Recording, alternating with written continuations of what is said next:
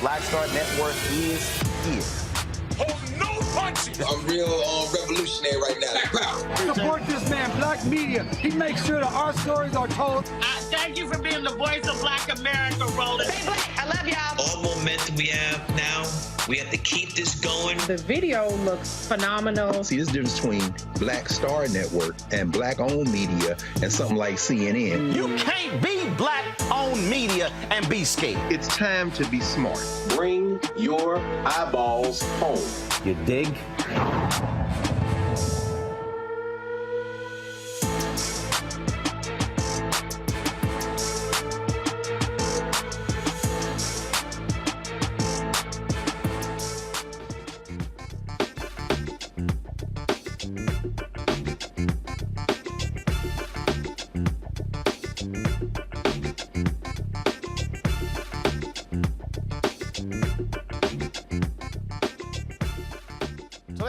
Thursday, November 16, 2023, coming up on Roland Martin Unfiltered, streaming live on the Black Star Network. A mistrial has been declared in the case of the former officer who was on trial for the death of Breonna Tayler. We'll give you those details about that case. The Democratic candidate for treasurer in Louisiana is going to be joining us.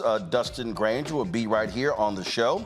Also, he'll be talking about the putrid performance of the Louisiana Democratic Party in this election cycle. Disturbing videos from a Texas county jail show the moment a police officer slams a black arrestee to the ground, paralyzing him from the chest down. His attorney, Crump and Harry Daniels, will walk us through this video.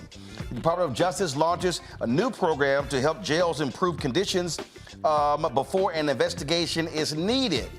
That's hugely important.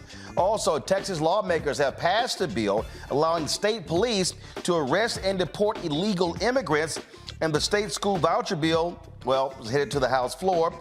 We'll talk to a state representative about all the drama that's happening with Republicans there in Texas. Also, the only black male co-defendant in the Georgia election case could find himself back in jail for violating his bond agreement. No shock. We'll show you what Fulton County District Attorney Fonnie Willis uses evidence to prove Harrison Floyd is trying to intimidate witnesses. Also, folks, remember when I blasted Chris Christie on ABC News? Well, that was a forum the other day, and a gentleman jammed him up about the very thing that I did. And Christie is still trying to hold on to saying, oh, no, I ran against Trump in 2016. But why that boy keep forgetting he tried to help Trump in 2020? And also, I'm going to show y'all another example of why some black people need to stop trying to move the goalposts when it comes to what has happened under President Biden and Vice President Kamala Harris. Wait till I show you this back and forth I had on social media and how I just think some people are just delusional and all they want to do is complain just to complain. It's time to bring the funk on Roland Martin Unfiltered on the Black Star Network. Let's go. He's got whatever the biz, he's on it. Whatever it is, he's got the scoop, the fact, the find. And when it breaks, he's right on time and it's rolling. Best believe he's knowing. Putting it down from sports to news to politics. With entertainment just for kicks, he's rolling. It's on go, roll, y'all. It's Roland Martin, rolling with Roland now. He's funk, he's fresh, he's real, the best, you know he's Roland Martin now.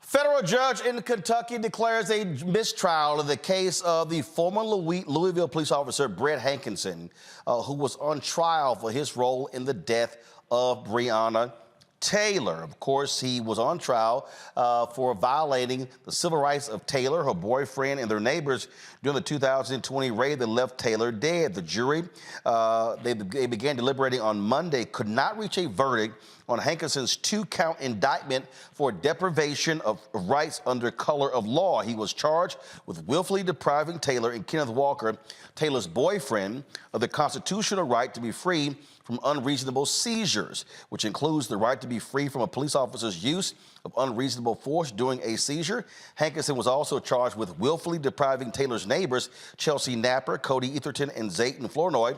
Hankinson was acquitted of multiple wanton endangerment charges in a state trial last year. He, of course, is the only police officer who has gone on trial for the death of Breonna Tayler.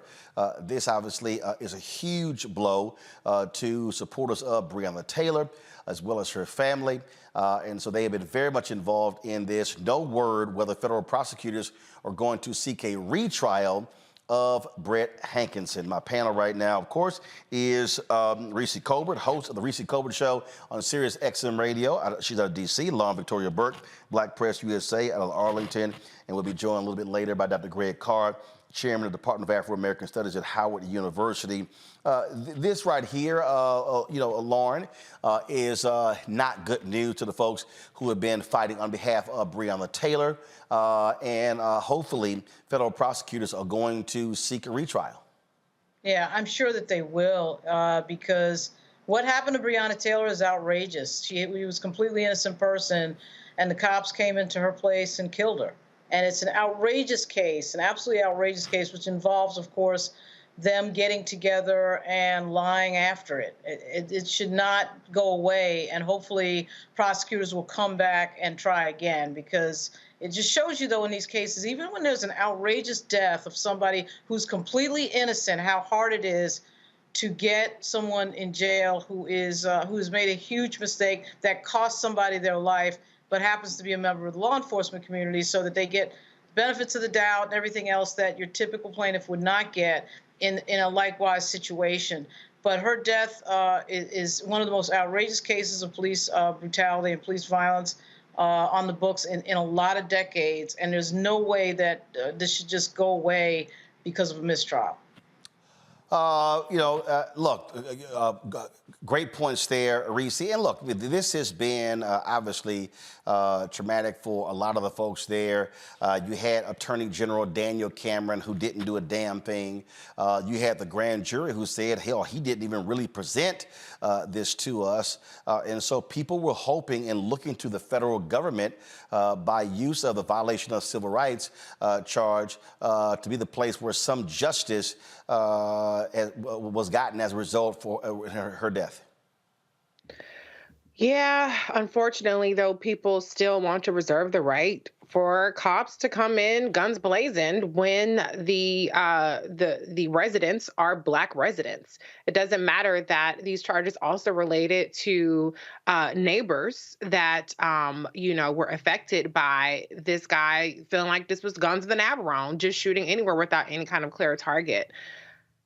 It's still America 2024 and perhaps, or 2023 rather, perhaps if this had been closer to when there was this so-called racial reckoning, we might have seen a different result. But the reality is that the tide has turned back in favor of the cops and police brutality, and by any means necessary. And I think that's very unfortunate, because obviously Breonna Tayler deserves justice. Obviously Kenneth Walker deserves justice as well. So there's still more work to do to try to move this culture, this society, away from the culture of that the cops have license to do anything they want. Of course, we're going to be monitoring this. The decision came down a little while ago, and so hopefully if we hear from the attorneys, from Breonna's mother, or even Tamika Mallory and the folks at Until Freedom, we will carry that live right here on Roland Martin Unfiltered. Going to a break, we come back. Runoffs are taking place in Louisiana this weekend. We had Gary Chambers on yesterday. Black turnout has been awful. Louisiana Democratic Party, I don't know what the hell they're doing. We'll be talking to the candidate running for state treasurer on what he is doing to hopefully turn on African Americans to avoid a Republican sweep in Louisiana. You're watching Roland Martin Unfiltered on the Black Star Network. Don't forget to support us in what we do. Please join our Bring the Funk fan club. Your dollars are critically important to allow us to do what we do. Send your check and money order to P.O. Box 57196, Washington, D.C. 20037-0196. Cash App, $RM Unfiltered. PayPal or Martin Unfiltered. Venmo is RM Unfiltered. Zelle, Roland at RolandSMartin.com. Roland at RolandMartinUnfiltered.com. And of course, you can also download the Black Star Network app, Apple phone, Android phone, Apple TV, Android TV, Roku, Amazon Fire TV, Xbox One, Samsung Smart TV. Be sure to get a copy of my book, White Fear, How the Browning of America is Making White Folks Lose Their Minds, available at bookstores nationwide. Download the audio version on Audible. We'll be right back.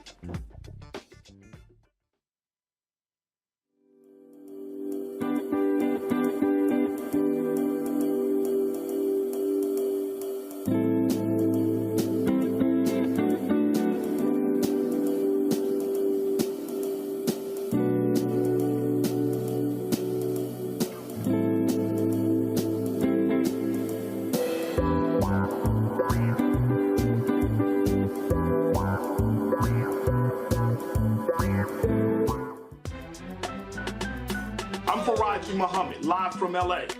And this is The Culture. The Culture is a two-way conversation. You and me. We talk about the stories, politics, the good, the bad, and the downright ugly. So join our community every day at 3 p.m. Eastern and let your voice be heard. Hey, we're all in this together. So let's talk about it and see what kind of trouble we can get into. It's The Culture, weekdays at 3, only on the Black Star Network.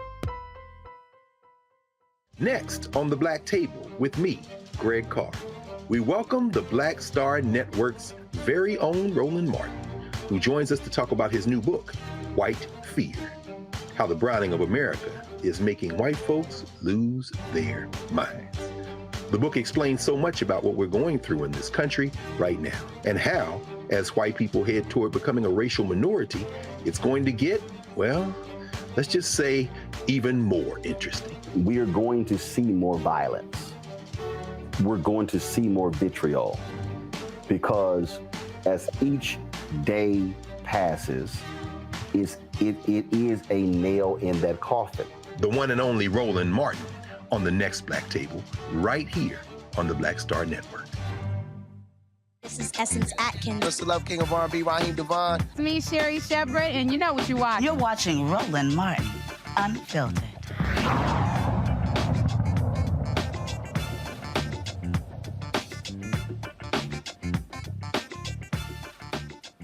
Democrats had a huge win all across the country in the elections, a couple of weeks ago. But the elections are not over. This Saturday in Louisiana, they have the runoffs for several positions there. Of course, polls will be open from 7 a.m., closing at 8 p.m. Central on Saturday. One of the races that is up for grabs is for state treasurer. Republican John Fleming is running against Democrat Dustin Granger for that. Democrats are hoping that voters are going to elect Granger. Republicans have been sweeping so many offices, of course, including the governor's mansion is changing hands from Democrat to Republican, and a lot of people have had a lot to say about the poorest results from the Louisiana Democratic Party, including my next guest, Dustin Granger, as well. Dustin, glad to have you here on Roland Martin Unfiltered. We had Gary Chambers on yesterday, and he was telling us about just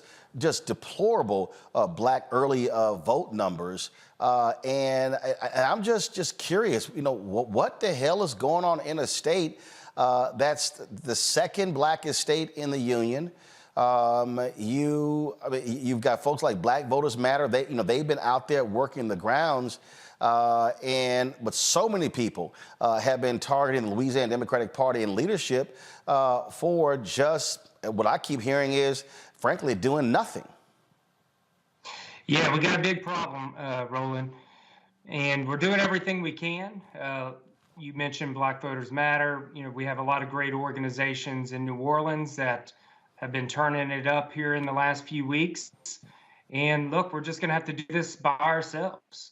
The state party has helped somewhat, but there is a lack of organizing, a lack of fundraising and recruiting that we really need to be doing 4 years before a gubernatorial election. And we're going to have to get with it pretty quick. So, what are the areas that you are concentrating on? Obviously, New Orleans with significant black turnout, but where else are you looking in the state? Roland, we've been going all over the state. So I'm the longest running statewide candidate. So I started at the end of last year. So we're hitting up, Shreveport, Baton Rouge, Lake Charles, of course, Lafayette, Monroe, visiting a lot of these places multiple times, and even in the rural areas, so Voiles Parish, St. Landry Parish, trying to meet people where they are and talking about the issues and talking about my campaign, especially about economics, because this state is an upside down state. It's all about trickle down economics, and race has everything to do with it.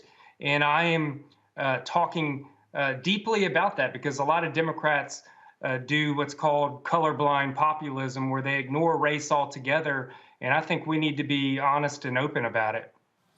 And look, we talk about that obviously from an economic standpoint in the state.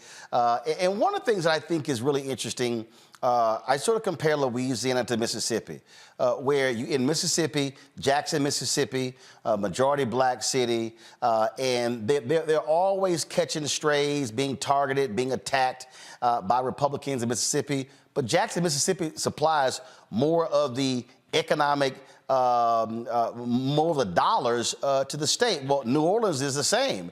And so it's always interesting to me to hear Republicans in Louisiana attack New Orleans, but without New Orleans, the state does not have a significant economic boost.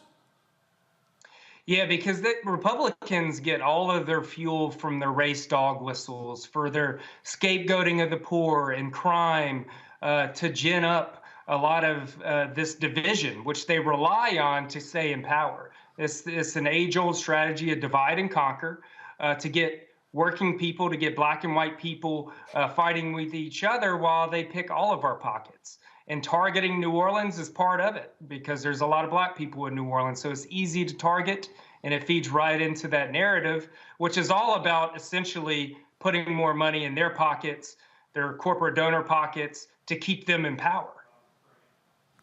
Questions from the panel. Reese, you first.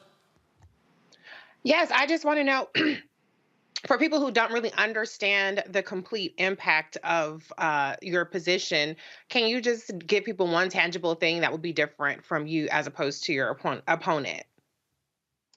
Yeah, so right now, of course, the Republicans have politicized even the treasurer's office. So there's some things that the treasurer does as far as investing the state money and overseeing the pensions.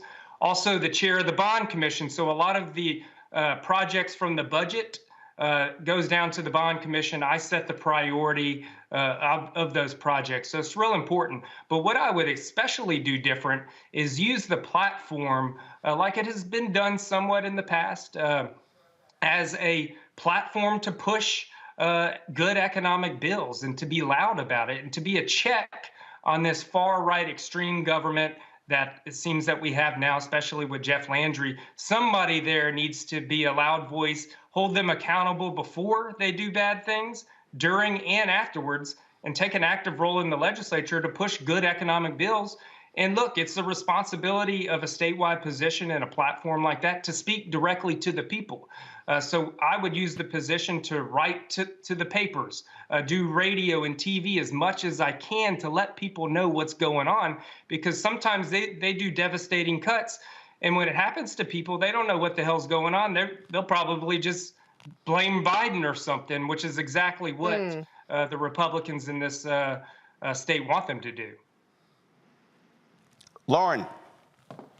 Yeah, Justin, when in your estimation did the Louisiana Democratic Party go off the rails? I can't remember hearing all of this low turnout stuff when Governor Mitch Landrieu was there. In your estimation, when did the party start to fail in terms of inspiring voters? Landrieu was lieutenant governor in Louisiana. And in the last election, John Bel Edwards won the runoff for governor by about 30,000 votes. Without that turnout, he's not governor. Dustin, go ahead. Yeah, I think it goes back, probably back to the mid-2000s, 2012, around there. Of course, Obama being president had something to do with it. Mary Landrieu lost her U.S. Senate seat. I forgot what year it was. But right around there, things started changing a lot. And also, I think, national politics, our lack of local media and news coverage of politics, all happening at the same time, has led to it faltering. And, Democratic politics, Republican politics have been changing a lot the last 5 or 10 years, and our current party structure hasn't really kept up with the change that's happened. We have a lot more young people that want to get involved, and we just really haven't adapted. Well, I think absolutely when you talk about how the role the national politics plays, But also, it is critically important to have infrastructure. And one of the things that I was talking to Virginia's House Democratic leader, Don Scott, who will become the Speaker of the House in January, what he said is, he said, you cannot continue to only talk to people around election time. He said there has to be continuous, he said it has to be 365 campaigning where you are talking, you're educating, you're telling people what we're doing, you're telling people why things are happening and why things are not happening. And he said that he's made it clear that in Virginia that the House Democrats are going to keep doing that even after the session starts. He said because he said we don't want to be in a situation of people accusing us of only coming around and only coming to talk to them when it's election season. Absolutely. It needs to be year-round. And as I travel around all the local parish executive committees, a lot of them don't exist. Some of them, a lot of the neighboring parishes don't talk to other parishes. There's a lot of, it's broken down, the infrastructure. And that is because of the state party. And I'm pretty sure they have a really short staff. Fundraising has suffered. I put that on the leadership of the party. There's been some divisive things in the leadership of the party. Again, all of it isn't all their fault in the current administration for that, but we have to start rebuilding now. And I hope one of us in these statewide positions can pull out a win, because that's what I would be dedicated to from day one. We need somebody at the state level being a champion for our party and not being afraid of Democratic politics. I feel like a lot of elected officials now, we're afraid to say we're a Democrat. A lot of white Democrats have left the party. And I'm going around the state and I'm telling people, like, look, keep your heads up. We are the jobs party. The Democrats have been the jobs party and the party of economic growth for 100 years. We're the party of working people. We need to stand up and own it. And the Republicans don't have any economic policy at all. It is only trickle-down economics. And all their divisiveness is all about serving that almighty dollar. All right. Dustin Granger, running for Louisiana Democratic Treasurer. We certainly appreciate it. Thanks a bunch. Again, polls open at 7 a.m. on Saturday, close at 8 p.m. Central. And so, folks, if you're in Louisiana, please get out and vote. As I keep saying, if you're going to complain, listen, at least say I'm a voter. And then if you don't vote, shut the hell up. Dustin, thanks a lot. Thank you very much. Folks, we come back on Roland Martin Unfiltered right here on the Black Star Network. Chris Christie was challenged by someone at a recent forum saying, why should I actually believe you when you're one of the people who put Donald Trump in place? I got to show you guys the exchange because it sounds kind of familiar to what I said to Chris Christie 2 years ago on ABC This Week. And boo, he got real mad when I did that. We'll have that for you next, right here on Roland Martin Unfiltered on the Black Star Network. Hatred on the streets, a horrific scene, a white nationalist rally that descended into deadly violence. White people are losing their damn minds. An angry pro-Trump mob storms the U.S. Capitol. We're about to see the rise of what I call white minority resistance. We have seen white folks in this country who simply cannot tolerate black folks voting. I think what we're seeing is the inevitable result of violent denial. This is part of American history. Every time that people of color have made progress, whether real or symbolic, there has been what Carol Anderson at Emory University calls white rage as a backlash. This is the rise of the Proud Boys and the Boogaloo Boys. America, there's going to be more of this. Here's all the Proud Boys, Dave. This country is getting increasingly racist in its behaviors and its attitudes because of the fear of white people. The fear that they're taking our jobs, they're taking our resources, they're taking our women. This is white fear.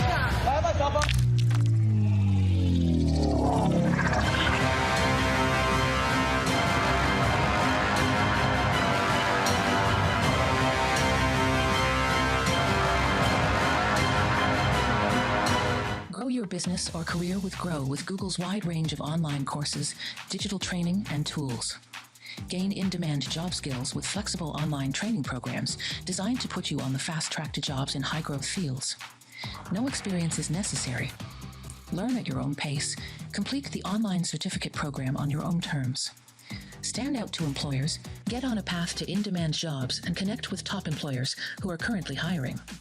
Take one professional career certificate program or all 6.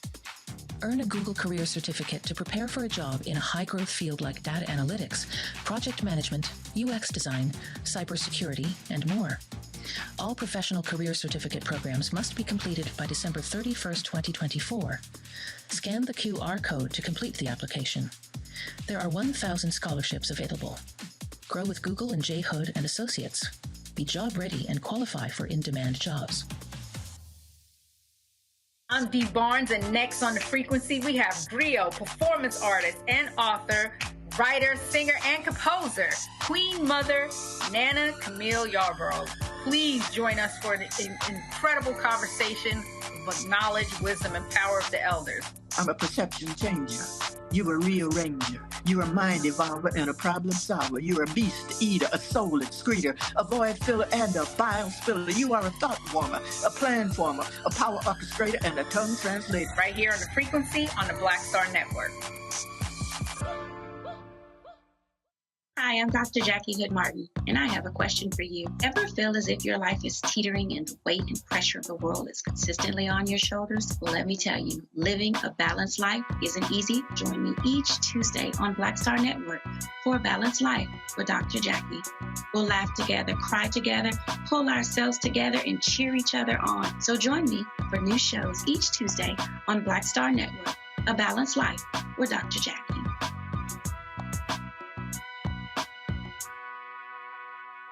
On the next Get Wealthy with me, Deborah Owens, America's Wealth Coach, inflation is on the rise. Interest rates are high. Can you still thrive during these uncertain times? On the next Get Wealthy, you're gonna meet a woman who's done just that, living proof of what you need to do to flourish during these uncertain times. These are times where you take advantage of what's going on. This is how people get rich or richer. That's right here on Get Wealthy, only on Black Star Network. When you talk about blackness and what happens in black culture, we're about covering these things that matter to us, speaking to our issues and concerns. This is a genuine people-powered movement. There's a lot of stuff that we're not getting. You get it, and you spread the word. We wish to plead our own cause. Too long have others spoken for us. We cannot tell our own story if we can't pay for it. This is about covering us. Invest in black-owned media. Your dollars matter. We don't have to keep asking them to cover our stuff. So please support us in what we do, folks. We want to hit 2,000 people, $50 this month, raise $100,000. We're behind 100,000, so we want to hit that. Y'all money makes this possible. Checks and money orders go to P.O. Box 57196, Washington, D.C. 20037-0196. The Cash App is $RM Unfiltered. PayPal is R Martin Unfiltered. Venmo is RM Unfiltered. Zelle is RolandSMartin.com. Me, Sherry Shepard, with Sammy Roman. I'm Dr. Robin B., pharmacist and fitness coach, and you're watching Roland Martin Unfiltered.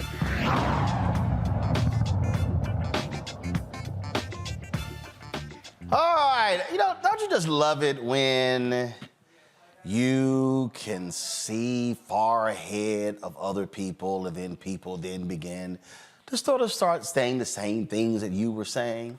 Well, this week, Chris Christie was at an event at the Hudson Institute, and this exchange took place. It might sound a little bit familiar. Check this out. I have worked in the federal government for nearly 25 years. I worked for Homeland Security. I took a stand when President Trump was elected. I didn't like what was going on within that department. I did what I was asked to do as a federal employee, speak truth to power. Governor, I was fired for blowing the whistle on national security issues. I lost my family, okay? But I didn't lose my dignity. Sir, you were part of that administration. as much as I want to be there for you now, how can I be here? How can I cast a ballot for you when you were an enabler? I'm sorry, but that's, okay. that's I the think word. you got the question. I think I got the gist. Yeah. Look, elections are choices. And I made a choice in 2016 that I didn't want Hillary Clinton to be president of the United States. And I tried to beat Donald Trump in the primary. I want you to remember, he was not my first choice to be president. I was my first choice. That didn't work out. But it was a mistake. I don't know. I don't know how old you are. You look about my age. I don't know if you've never made any mistakes in your life. I suspect you probably have. I think the difference is, do you admit your mistakes? And you know, anybody else who claims a purity test on any issue politically in our country, be happy to have the conversation with you and see if you pass it. But I think what matters more is once you realize you've made a mistake, what do you do about it? I'm not standing up there trying to cozy up to him. I'm not standing there trying to rationalize his conduct. I'm not standing there saying I'm going to pardon him or I'd support him if he were a convicted felon. So, yeah, if it's a purity test, I think that the majority, the overwhelming majority of our party will fail it. But No, you cannot. No, you cannot. I can't get in a debate today, but if you qualify, get 80,000 donors, I'll get you on the stage and I'll debate you then. All right, so that was Chris trying to be a little cute, but you noticed there was a little tone change there from Chris Christie. It's a little bit different than a couple of years ago on ABC This Week, September 2021. Y'all remember this? I want to get another Republican perspective here from Sarah Isger. You know, there's seeing debate there. Chris believes the party's over time moving in his direction. Yvette disagrees. I think that perhaps we will finally see what we didn't get to see in 2016, where there were 17 candidates, nobody dropped out so that you could have the one-on-one versus Donald Trump. Perhaps it looks like Donald Trump is going to run again. We're certainly told that by all of his advisors and by all accounts from him. If it is Chris Christie versus Donald Trump in the Republican primary, Republicans will have a choice. And certainly Donald Trump is in some ways at his weakest that he's been since he left the White House, and in other ways, certainly what he has said and Trumpism has picked up within the party. It will be up to Governor Christie to make the case that there is somewhere else to go. But I do think if Trump runs, he may be alone in that lane, and that could be helpful. I'm sorry, Republican Party, they made their choice. And I appreciate the speech, Governor, but the reality is this. You have to admit, Sarah, you have to admit the role that you played in putting the person in leadership who is driving conspiracy theories. It's one thing to condemn them after the fact, but you have to own up to the role that you played in putting the person in power. The time we both ran campaigns against No. Let me finish. First off, I don't have to admit, First off, I don't have to admit anything to you. Can I finish? First off, I don't have to admit to you. And second, I ran against Donald Trump in 2016. You also coached him for the debate, sir. You ran against, here's the deal, you ran against him. But when a person has principles, morals, and values, they do not support them even if you lose. And what they say is, I choose patriotism and the country over party and power. And the problem was too many Republicans chose power in riding with Donald Trump as opposed to patriotism in America. I'll sleep fine tonight with you judging my morals. Well, guess what? As a voter, as a voter who has 13 nieces and nephews, what I also want to see in America are Republicans and Democrats who have the guts to stand up to narcissists, to folks who lie, to folks who sit here and lead a country in the wrong direction. And what that man has unleashed on this country, any Republican who stood with him has to own it and accept the role that they played. Yeah, well, that's fine. I'll accept the role that I played in the 2016 election running against him, and I'll accept the role... Let him finish his point now. Let him finish his point. And I'll accept the role that I played in my belief that Hillary Clinton was not the right person to be president. We all get to make choices, Roland, in this democracy. I made my choice. I'm on record of my choice, and I'm not walking away from my choice. But it does not preclude me from being able to be critical when the person that I did support does things that I am against. And so this false choice that you're trying to set up, it's a false choice and one that the American people are not going to buy either. Roland, let me just press one other point. Right now, I would argue that the fact that so many Americans can't buy into simple facts is probably the biggest existential threat we face to our democracy. So when somebody speaks up for that, isn't it something to be praised? Facts are critically important, but again, when you support someone who said fake news, when you were truthful and then push that, then when you have the networks and the conservative radio talk show hosts, that whole echo chamber driving that's the problem. I am a native of Texas who is still registered there, and I am dealing with Greg Abbott and Dan Patrick, who is consistently lying and making things up, and you're dealing with that. I'm dealing with people who are changing textbooks, well, here's the deal. I have a very basic principle since I've been a journalist. If you do good, I'll talk about you. If you do bad, I'll talk about you. At the end of the day, I'll talk about you. And somebody has to say what others are afraid to say. Sarah, you get the last word. If you want to persuade... I don't need to hear what Sarah had to say because it was BS when she said it. Here's the whole deal here, Greg. Christie keeps saying 16, 16. You notice how he don't want to talk about 20. Who prepared Trump for the debates in 2020? Christie. Who campaigned for Trump in 2020? Christie. And the fact of the matter is, Chris Christie ain't fooling me. If Donald Trump gets that nomination, guess who's gonna say I'm voting for Donald Trump? Chris Christie. James Baker said it. Bill Barr was on television saying all this stuff about how the man don't read. He got a small vocabulary. Frankly, how dumb he is, how petty he is, how childish he is. But when asked if he's a nominee, who you gonna vote for? Republican nominee. Mitch McConnell, same thing. So I don't want to hear from any of these people. I'm trying to explain to all these crazy black folks out here who are, and I get you don't like certain things that have happened, but I am very clear about evil. I'm very clear about people who ain't got no interest in black folks. And the Christies of the world, I'm telling every black person, these people are going to choose power every single time. Absolutely. Of course, Roland. I mean, what can any of us do but agree with you on that? By the way, I just left about 1,000 black male teachers downstairs here in Philadelphia. It's the Black Male Educator Conference, and so many of them coming up to me said, "Tell Roland, we watch all the time. We support us at the Black Star Network." So I wanted to pass that on before I said anything else. Appreciate it. Absolutely, absolutely. But who can say? I mean, it reminds me of something that our friend and brother and frequent, guest here with you, Cleo Monago, says. Roland Martin has a moral compass. You may not agree with everything he says. You may agree with much of what he says. But one thing you don't have to have any question about is he has a moral compass. What you said to Chris Christie there on ABC News is, and what he was confronted with that man who lost his job and his family, as he says, is the fact that Chris Christie has no morals.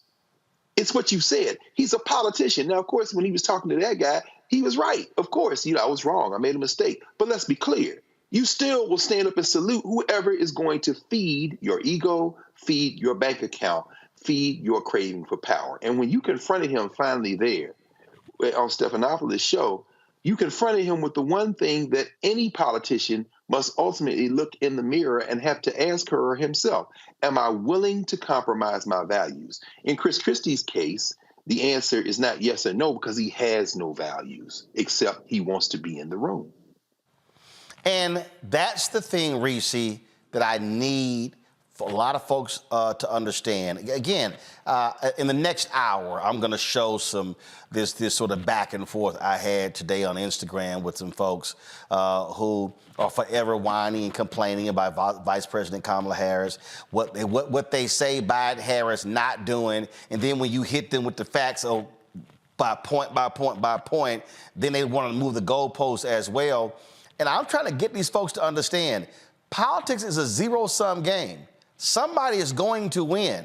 And when you have folks who are willing to, look, Nikki Haley went on CNBC and said all these things, how bad Trump is. And then when was asked if he's a nominee, you gonna support him? She said, I will support the Republican nominee.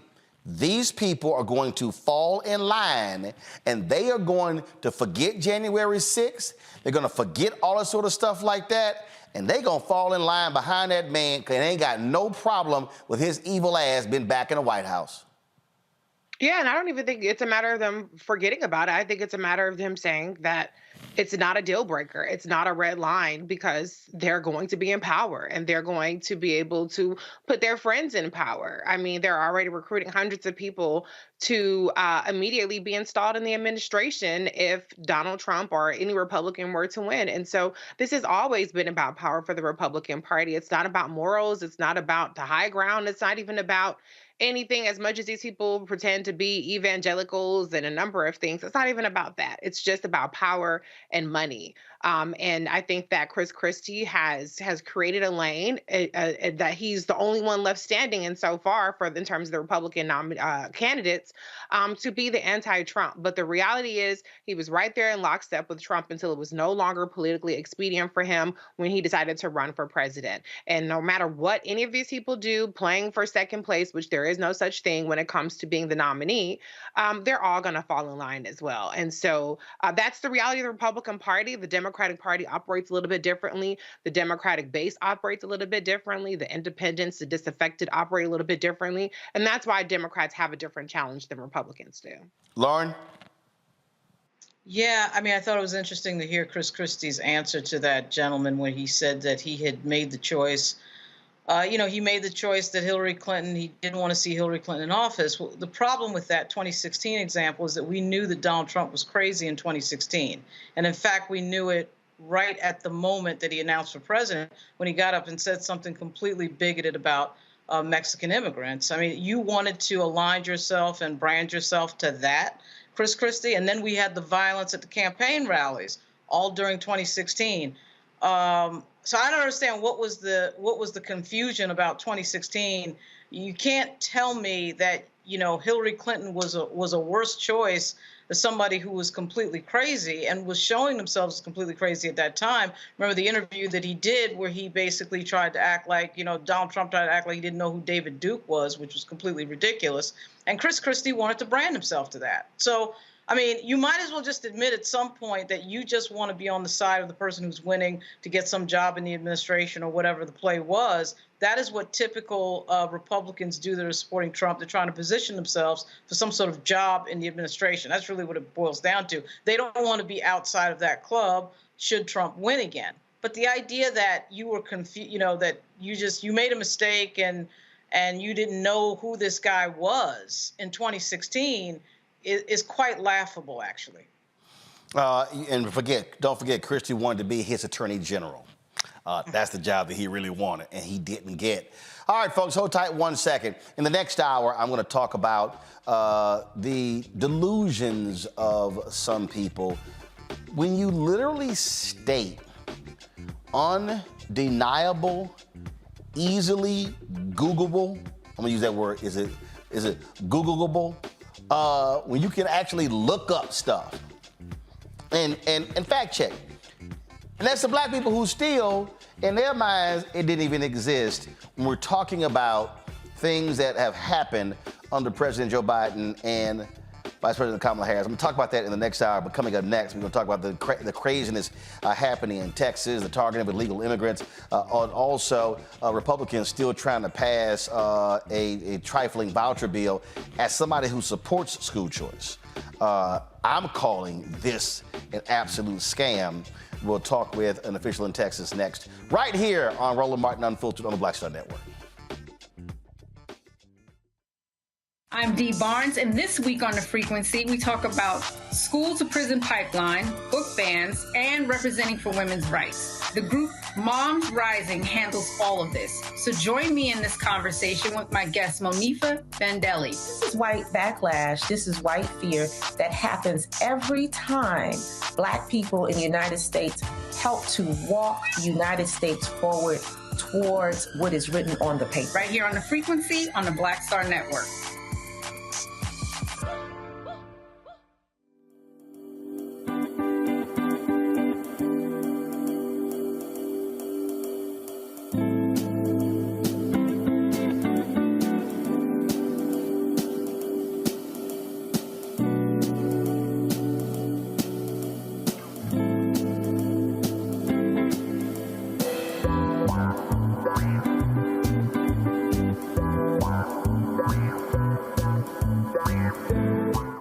Dr. Jackie Hood Martin, and I have a question for you. Ever feel as if your life is teetering and the weight and pressure of the world is consistently on your shoulders? Well, let me tell you, living a balanced life isn't easy. Join me each Tuesday on Black Star Network for A Balanced Life with Dr. Jackie.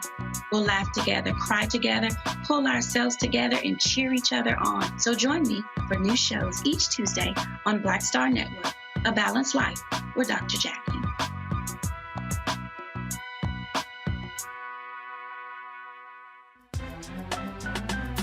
I'm Faraji Muhammad, live from LA. And this is The Culture. The Culture is a two-way conversation. You and me. We talk about the stories, politics, the good, the bad, and the downright ugly. So join our community every day at 3 p.m. Eastern and let your voice be heard. Hey, we're all in this together. So let's talk about it and see what kind of trouble we can get into. It's The Culture, weekdays at 3, only on the Black Star Network. Hey, it's John Murray, the executive producer of the new Sherry Shepherd Talk Show. You're watching Roland Martin Unfiltered.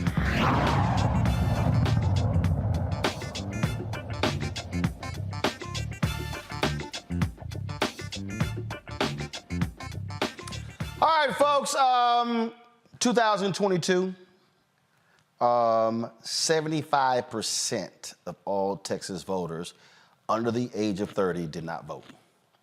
And so when people ask after the fact, man, I can't believe what happened.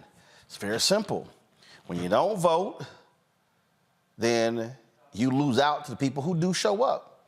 Well, in Texas, a lot of progressives stayed at home. And Republicans can have a supermajority in the legislature. They can control the governor's mansion. They have been passing all sorts of things. They now are advancing on the House, they're trying to move through a voucher bill. All of the editorial boards in the state are saying don't support it. As the founder of School Choice is the Black Choice, am calling this voucher bill a scam. What they really want to do is give access to, frankly, suburban and rich folks to be able to tap into state public funds to send their kids to private school. And if you run the numbers, guess what? The numbers ain't even there. Numbers aren't even there when it comes to the available number of private schools. They simply are not there. So that's one of the things that you're seeing right now. So I want to bring in Carl Sherman, who joins us now. Carl is a state representative out of Dallas. Carl, glad to have you here. We have this voucher bill, but we also have a plan how they want to attack illegal immigrants, literally giving Texas the right to deport people, which is really a federal authority. And so we already know how they put this razor wire down there, really on the wrong side of the border as well. And so what you're finding, you're really finding there's some sadistic individuals who are in charge in Texas in the Republican Party and how they want to go about governing. Roland Martin, you hit it right on the nose. And thank you so much for your coverage, Black Star Network, of bringing the veracity of information to the public. This is something that should concern all of us. As you look at what Texas is doing, it's a tragedy. And we have been fighting this for 207 days, a record 207 days in special sessions. I don't know, this is 109th special sessions that the governor has called. What is this, the third special session? It's the fourth. It's the fourth, and he was like, if you don't pass it in the fourth, it's going to be a fifth, there's going to be a sixth. I mean, the governor is basically holding folks in the House and Senate hostage to get his way. Absolutely, and this is not his grandfather's legislative body. Since 1957, they've been trying to do this scam. We've got over 5 million children in our public school systems, and we need to provide fair and equitable education experience to all students, regardless of their economic status. And this is simply a way for rich people to supplement the tuition for high-cost private school education. And what they're trying, one of the things they're trying to do, this is the Texas Tribune right here, it says most notably the bill includes a bump in the base per student spending by the state from $6,160 to $6,700. Go to my iPad.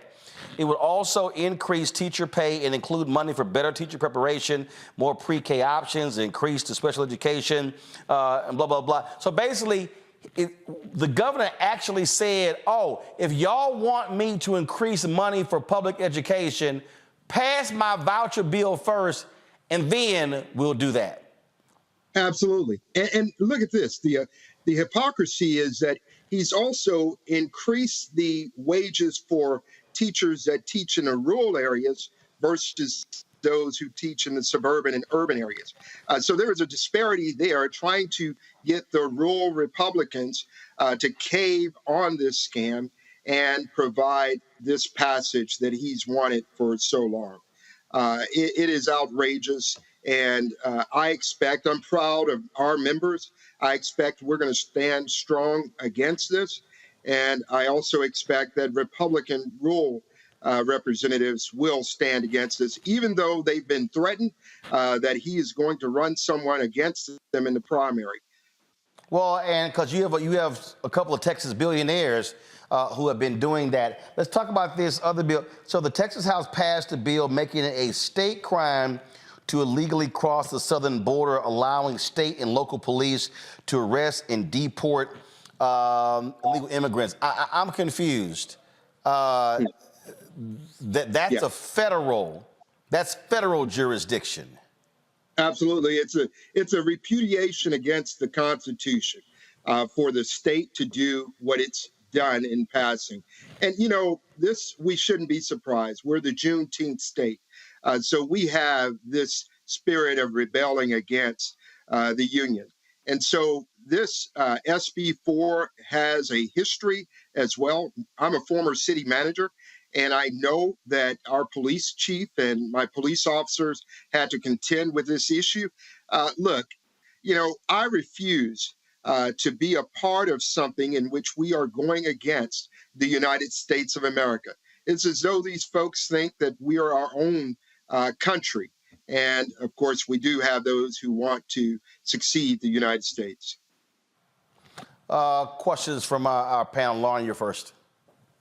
I want to know what your feelings are about what the answer to mass immigration is, because, apparently U.S. Customs has a statistic that in October there were 186,000 people across the border into Texas. What solves that problem? It's costing the United States taxpayers billions of dollars to take care of people who are not citizens of this country. What do you think we should do about that? The federal government is not doing anything, which I suspect is why the governor of Texas is now going into these more extreme, not really solutions, but policy ideas. But what is your feeling about what we do about immigrants coming across the border? Yeah, immigration is an issue. It's paramount that we do solve this issue. And I've been working with representatives like Eddie Morales in the Eagle Pass area, who's got a smart solution to address mitigating asylum seekers. We could do this if we simply work as they do in the business sector to provide a commerce component to this. An economic development part to this. We could process these individuals who are coming here orderly, who want to work in this country, and document those individuals as they come in. The jobs that they're seeking are jobs that we need filled. And we're not doing it the right way by simply sending people away in the way that we're doing them or shipping them to other states. We can do this, we can process them, and we can keep their information. And there's a smart plan that I intend to release soon that has an economic component to it, in which the state will be able to also support our fight against fentanyl and other issues that we have in this country. They can be a part of that solution. Our coastal folks at the coast have indicated to us that the resources are there for us to be able to do this plan, but we've got to have a smart approach to addressing this issue. Reese? Yes, I'm curious about the messaging around the fact that this bill does couple increases to public school funding and teacher pay. Is that confusing thing, muddying the waters? And where do the teachers stand in terms of the fact that they do stand to, at least in the short term, benefit from this bill if it were passed? The teachers union, AFT, and others are against this bill. They understand that this is a scheme. Look, we need to separate what they want to do with the vouchers, and I expect that we will be motioning that on the House floor tomorrow, that we separate it so that we can vote on teacher pay. Our teachers deserve to receive pay that's commensurate of the profession that they've committed themselves to. And we can do it. We're a state as a part of appropriations. I have been a part of appropriations. I know with our surplus of $32 billion, we could have taken this opportunity to move Texas from the bottom to just moving us up to 24 if we used all the resources that we have in appropriating education funds for public education. And the teachers stand with us. They are not falling for this scam, and we're committed to support them as we did with the recent passage of Proposition 9 on the Constitution amendments to ensure that our retired teachers are now going to receive COLA for pay. And again, before I go to Greg, exactly how did Texas get that $32 billion surplus? Well, good question, Roland. It didn't come from property tax. It came from fossil fuel sales. So fuel sales tax increase due to inflation. That's really the contributory source of the revenue surplus that we have. And so it makes no sense that we would give property tax relief only and not address most Texans are renters. And we had an opportunity to also benefit those Texans who also rent. Of the 30 million plus Texans, most are renters. Greg? Thank you, Roland, and thank you, Brother Sherman, as always, for coming on the network and keeping us all informed. On the immigration bill, what do you think the prospects are if and when this bill is signed into law and we go to the courts? I mean, we know obviously with Arizona versus United States, it was Jan Brewer in Arizona in 2010 that signed a very similar bill into law, and the Ninth Circuit and then the Supreme Court ultimately said it's unconstitutional. I mean, you're duplicating. In fact, they said that the federal law preempts that state law in Arizona's case, and I think Scalia and Alito and Thomas dissented, and of course Thomas and Alito are still around, and the composition of the court has changed. Do you think, particularly given the kind of recent efforts of the Supreme Court to maybe try to rein in this rogue Fifth Circuit, which includes Texas, do you think that when this case finds its way into federal court, that this statute, that this new law that they're trying to pass, that ultimately probably pass in Texas, do you think it will survive legal scrutiny in the federal courts? Well, it's my expectation that if it is based on legal grounds, it will be found to be unconstitutional.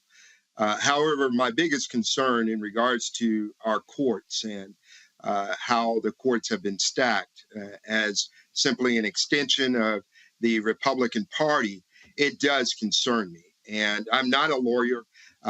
Certainly, I have been at the city level as a mayor and as a city manager. I'll tell you that when the original SB 4 passed, that gave our local law enforcement the authority to show me your papers, basically, we found that, as you mentioned, was unconstitutional. What concerns me also is that they packaged this with not only SB 4, but SB 3, which provides $1.5 billion in resources. So there are several local jurisdictions that are looking at these resources as opportunities to beef up their law enforcement to really serve as antagonistic to many in the brown community. As a former city manager, my first police chief that I terminated was one who would send the officers into the Latino communities and literally terrorize those communities. And so I was new as city manager, and I had to terminate him. So you will have some zealots out there who will see this opportunity to persecute and prosecute the individuals that are in the brown community. All right, Carl Sherman, Representative Sherman, we appreciate it. We'll see what happens in my native state. And again, I just hope folks understand voting is critical because as long as they have a supermajority, they don't have to listen to anyone on the opposition side. Roland Martin, thank you so much for having me here. Your mother is awesome. She's been in my district for so long. She helps make it folks informed. My name's Carl Sherman. As you said, I'm running to be the next U.S. Senator to take Ted Cruz out in the state of Texas. So I hope folks will come and check us out, carlsherman.com. I'm sick and tired of dealing with rich people problems.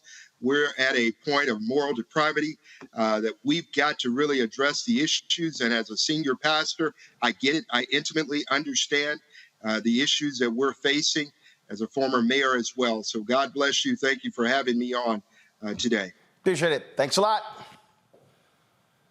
All right, folks, going to break. We come back. We'll be chatting with attorneys Ben Crump, Harry Daniels about one of the cases they are involved in. Also, why is it that some black folks refuse to accept facts about what really happens with this administration, as if what they're doing is a bad thing? And I'm still also trying to figure out the people who believe that black-only bills can be passed in the Congress. I'm going to unpack that when we come back as well. You're watching Roland Martin Unfiltered right here on the Black Star Network. On the next Get Wealthy with me, Deborah Owens, America's Wealth Coach, inflation is on the rise. Interest rates are high. Can you still thrive during these uncertain times? On the next Get Wealthy, you're gonna meet a woman who's done just that, living proof of what you need to do to flourish during these uncertain times. These are times where you take advantage of what's going on. This is how people get rich or richer. That's right here on Get Wealthy, only on Black Star Network. Hatred on the streets, a horrific scene, a white nationalist rally that descended into deadly violence. White people are losing their damn minds. As an angry pro-Trump mob storms the U.S. Capitol, We're about to see the rise of what I call white minority resistance. We have seen white folks in this country who simply cannot tolerate black folks voting. I think what we're seeing is the inevitable result of violent denial. This is part of American history. Every time that people of color have made progress, whether real or symbolic, there has been what Carol Anderson at Emory University calls white rage as a backlash. This is the rise of the Proud Boys and the Boogaloo Boys. America, there's going to be more of this. Here's all the Proud Boys, guys. This country is getting increasingly racist in its behaviors and its attitudes because of the fear of white people. The fear that they're taking our jobs, they're taking our resources, they're taking our women. This is white fear.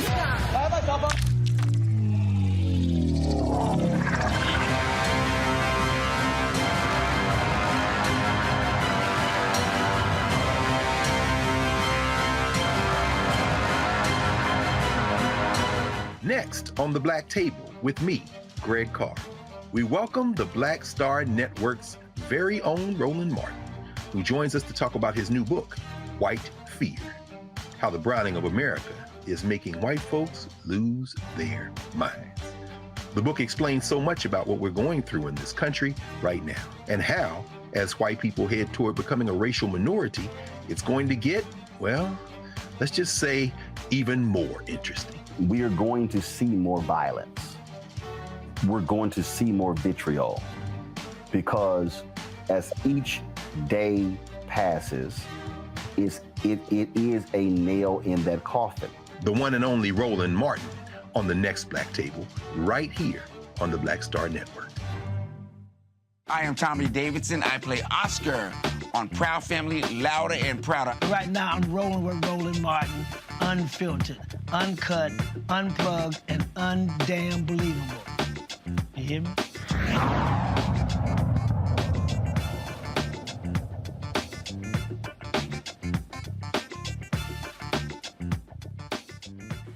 Folks, Jefferson County, Texas jail officials have released surveillance footage from an incident that took place on June 12, 2021 that allegedly left a black man paralyzed from the chest down.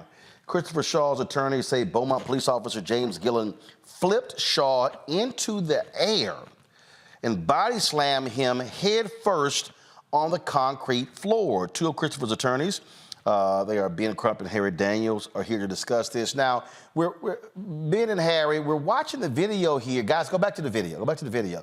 We're watching the video here, and so you see them take down. I want you to do me a favor. Go back to the beginning. I want you to go back to the beginning, okay?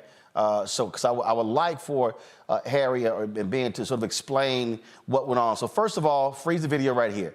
What was he arrested for? Mr. Daniels? Roland, he was arrested for public intoxication, a misdemeanor, a ticket at best for public intoxication. Okay, so he was publicly intoxicated, allegedly, and he gets arrested. All right, so now they're bringing him into the jail. Now press play. So they bring him into the jail, and so you've got 1, 2, 3, 4 individuals. And they're pinning him up against the wall here. Looks like he's yelling, looks like he's kicking. Then all of a sudden, one takes him down, grabs him by the neck, body slams him to the ground, and you see right here, he goes completely motionless. That's correct. And so it was that takedown that paralyzed him. That's correct, Roland. So as you can see, you had multiple individuals. One of the individuals who was detaining Mr. Shaw was a Beaumont police officer. That's Officer Gillen. The other 3 individuals were detention officer Jefferson County.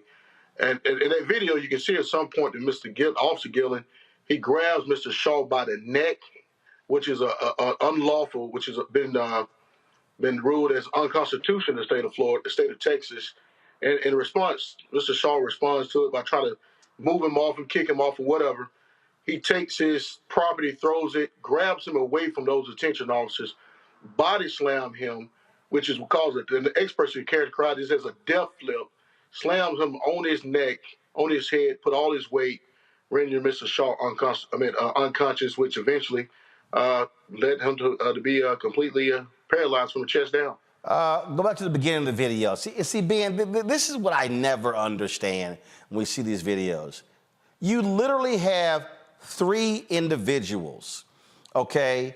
Okay, yeah, you see some screaming, you see all of that. You got 3, no, it's 4 people. It's 4. One guy closes the door, freeze it right here. Freeze it right here. Freeze it right here. He's in handcuffs too, Roland. So right. So, I mean, Ben, you got 4 individuals. Yeah. He's in handcuffs. And so what is the need to body slam him?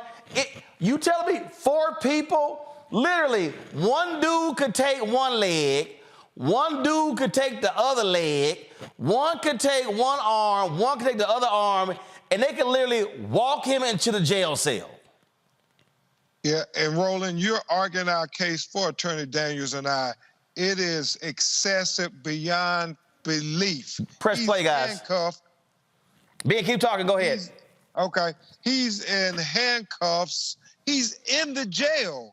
I mean, if you got to do this to a person who's already restrained by handcuffs in a jail, it is unconscionable, that amount of force that leaves this young man rendered paralyzed for life. And as Attorney Daniels and Attorney Shaw's family, Chance Lynch and I talked, it gets even worse because they don't take him to the hospital after this. I mean, they take him and put him in a jail cell, and it's not until they realize he's not moving that they finally take him to the hospital.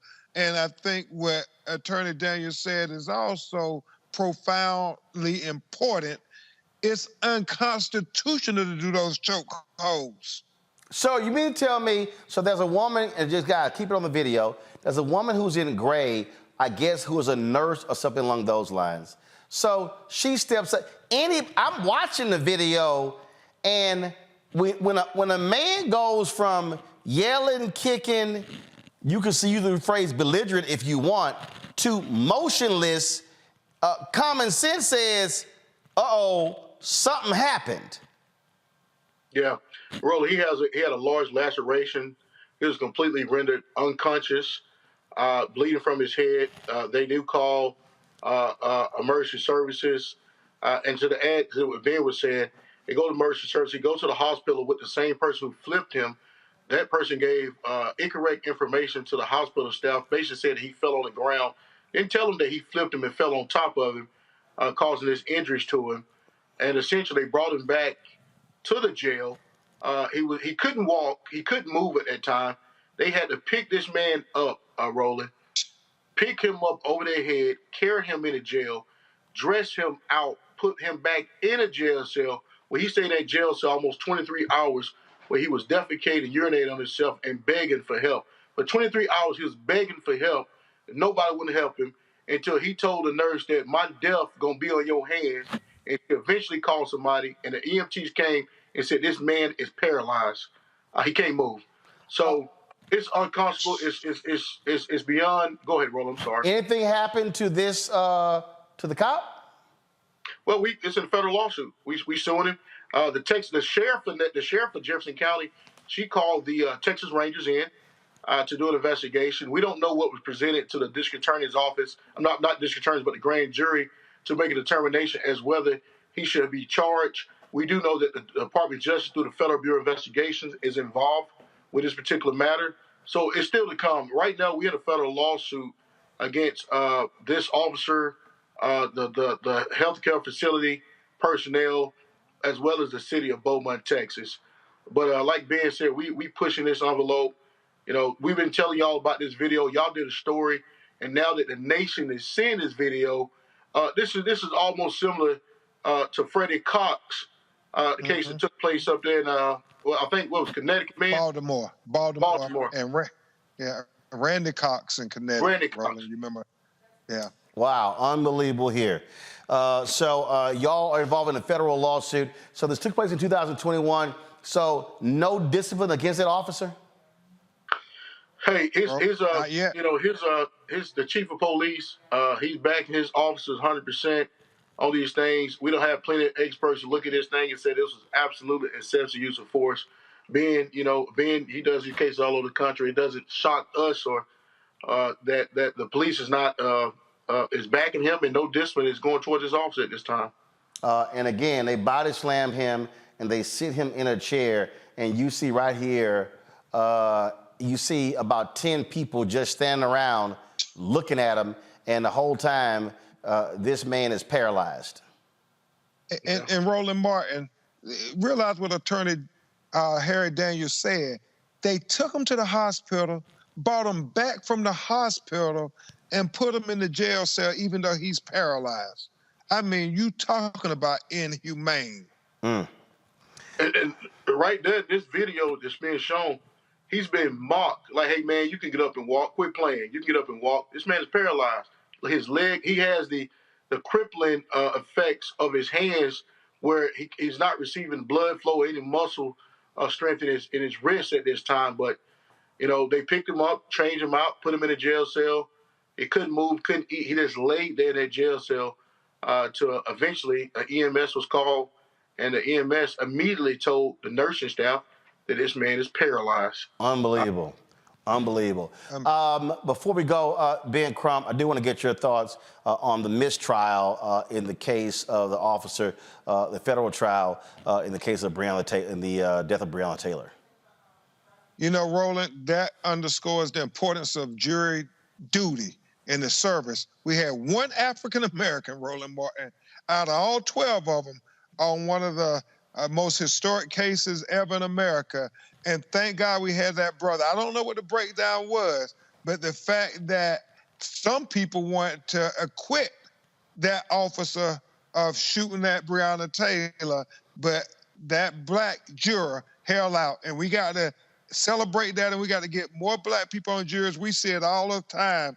I know Attorney Daniels too, that you have one black juror who would give in to the white jurors, but he stood his ground, and thank God we get to fight again for Breonna, for her to get justice. All right. Gentlemen, Harry Daniels, Ben Crump, we certainly appreciate both of you being with us. All right, appreciate it, Roland. Thanks, brother. All right, thanks a bunch. Take that shirt off, man. No, that's not going to happen. That will never happen. Because when Omega's Founder Day tomorrow, you got two Omegas here. He got two. He's surrounded by the Qs, man. Hold up. Let me explain to y'all what this look like. This is Alpha. Let me explain y'all how this go down. This is Alpha, and the rest of y'all back there. and just so you know, Stephen, take this camera right here, Stephen, and I want you to put it on this portrait right over here. I just want Ben and Harry to see this, because I want them to see greatness. See, I need the camera right here. Need the camera right here. Turn that camera. Turn it right. Keep going. Turn that camera right. No, turn that one. Yeah, keep going. Keep going. Keep going. Keep going. Swing it around. You about to put you're going to put my hero up. Swing it around. Keep going. Keep going. Right. Keep going. Right there. I just want y'all to see. You can zoom that thing out if you can. Just want y'all to see right there. Lon Wall, my birthday was Tuesday. Lon Walls came by and he gave me this Alpha stole. So I went ahead and just put it right here on the MLK piece. just for the both of y'all, since y'all talking a little smack. Just gotta remind y'all who's your daddy. Hey, Roland, everybody eventually want to go to Omega chapter, so you know how they work. Actually, nobody wants to go to the Omega chapter. So nobody wants to go there. And plus, when you go there, you ain't gonna know, so it don't matter. Okay, we'll see. You got the mic. I love you, man. Have a birthday, bro. Appreciate got the mic. Say it again, Ben. I can't argue with you. You got the mic, Mr. Yes, you are correct. And so, and just remember, I keep telling y'all, when you're in the presence of alphas, always kiss the ring. Man, let's get out of here, man. We're going to let you go on that. Hey, what's the Q's? Happy Founders Day tomorrow, Roland. All right, happy Youth Group Day. Come on. All right, Harry, thank you. I appreciate it, Jim. Thanks a lot. Greg Carr, did they actually think I was going to concede any ground? Of course not. Hey, you know what's so funny, man? Like I told you, these black male educators here in Philly, we did our panel, and then Mark Hill was right behind us. He's the Kappa. So the first thing Mark did, man, I said, man, don't start that stuff. Don't you know that we're your fathers? And they all started, man. But everybody aspires. Everybody, look, I used to tell people all the time, I say, a lot of little boys want to be Qs when they're children. And then some of us grow up. Well, I ain't never wanted to crawl. So I stopped crawling when I was 3. So, yeah, you ain't going to never hear me taking pride in being called a dog. That ain't going to happen. All right. When we come back, y'all, I want to talk about, again, I deal in facts. I deal in reality.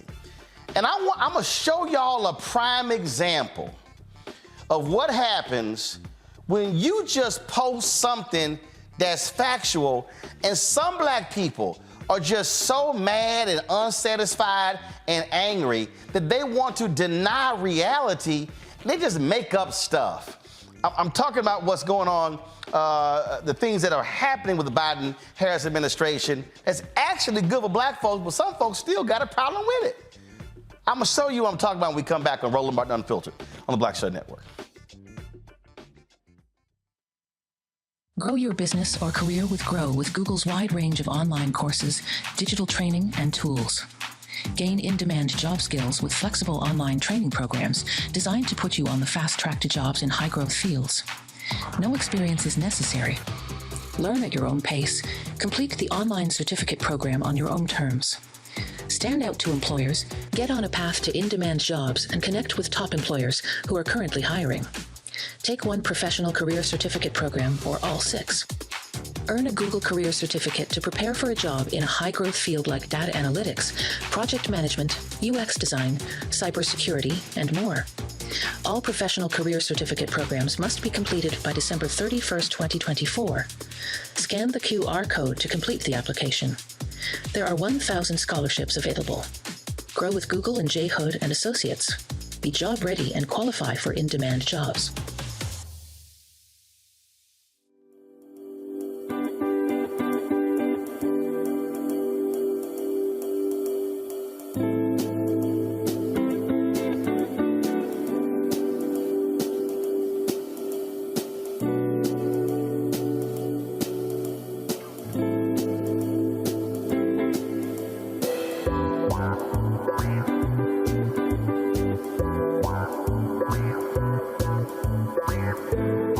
Dr. Jackie Hood Martin, and I have a question for you. Ever feel as if your life is teetering and the weight and pressure of the world is consistently on your shoulders? Well, let me tell you, living a balanced life isn't easy. Join me each Tuesday on Black Star Network for a Balanced Life with Dr. Jackie.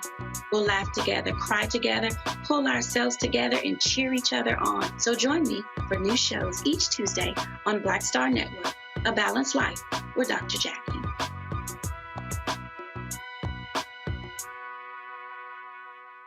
Farquhar, executive producer of Proud Family. Bruce Smith, creator and executive producer of The Proud Family, Louder and Prouder. And you're watching Roland Martin Unfiltered.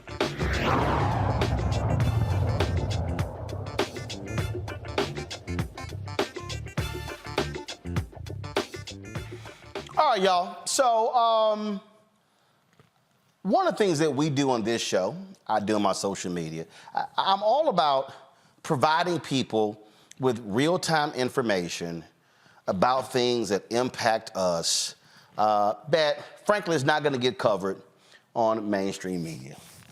So I posted this item here. I'm trying to see, when did I post it? I posted this item here 19 hours ago. So I want you to go to my iPhone. So this is on Instagram, y'all. So I posted this on Instagram. And so this is the actual post. And so it's a statement from Vice President Kamala Harris. And it says, statement by Vice President Kamala Harris on the Federal Communications Commission's vote to adopt new rules to prevent digital discrimination. Okay? So when you actually go down here and read it, she talked about 30 million people across the country don't have access to high-speed internet. Communities of color, native communities, rural communities, and low-income households were disproportionately connected. So then when you go through here and you read this here, they talked about the investment to lower monthly plans, installing thousands of miles of fiber optic cable, okay? And it says it all here. And so she says, President Biden now understands that getting online can be a bridge to an education, good-paying job, quality health care, and engagement with the broader world. Will not stop fighting to make it easier for everyone to access affordable, high-speed internet. Today's action is another important step toward fulfilling that vision. All right, so then when you go down to the comments, and this is what I found to be quite interesting when I went down to the comments. And so you'll see, and I had to correct some folks. You know, A.J. Johnson was asking about, she says, more statements. We know she makes statements in photo ops. Please show me the more. And I said, well, in the statement, they explain the action. So you can't call it just a statement when it was a statement about the action that they took. Amanda Seals had said that this sounds like a misdirective of power to control who and how we can access the internet, what's available on apps. I said, no, this stops companies from neglecting communities. This actually happened when broadband first came out. They went to affluent communities first. And so I was sitting here, you know, and then you have some other people and, you know, talking about this is good and how things are important. Then people like, oh, what more will citizens have to give up to have internet available for all? I don't know what the hell that even means. You know, then you go, then this person goes, can't believe she talking about internet. We having bigger problems in our country. Do y'all remember during COVID when millions of black kids could not access education because they didn't have computers or internet? Do y'all remember in Montgomery, Alabama, where they had, we had the school board member on, where they were converting school buses into mobile Wi-Fi stations so kids could access the internet? Do you know how many people out there can't access job information because they don't have access to the internet? So I need the people out there who have Wi-Fi and internet to understand this ain't about you. This is a major problem. In fact, for all y'all people out there who claim y'all love HBCUs, y'all do know that there are massive computer and internet deserts on HBCU campuses as we speak. And so this notion that we have only internet problems in rural America, no, there are internet problems in major cities. People simply can't afford it. So I had another one, and I just got to show y'all this here. This person goes, I still don't know what she does. Isn't this a bit too convenient timing-wise? We're in the election cycle.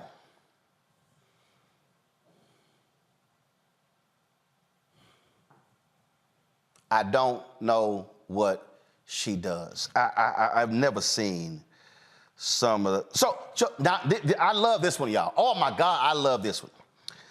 I said, that means you ain't been paying attention. This person goes, I have and I do see what you obviously do see. Now, y'all, don't laugh, because this person actually typed this. They said, or maybe, y'all, I'm reading this, so y'all know I'm not making this up. Or maybe the issues that are important to me and my community remain unaddressed. Okay, I just want y'all, she said, these things remain unaddressed. Number one, she writes, black women childbirth mortality rates.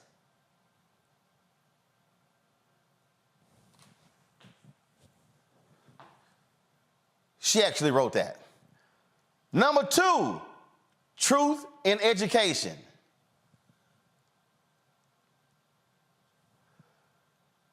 Number three, FCC biases in regulation. The Post is about the FCC.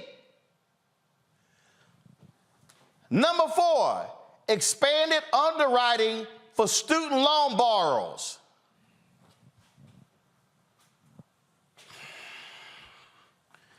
Then she wrote, and appraisal regulations for people of color.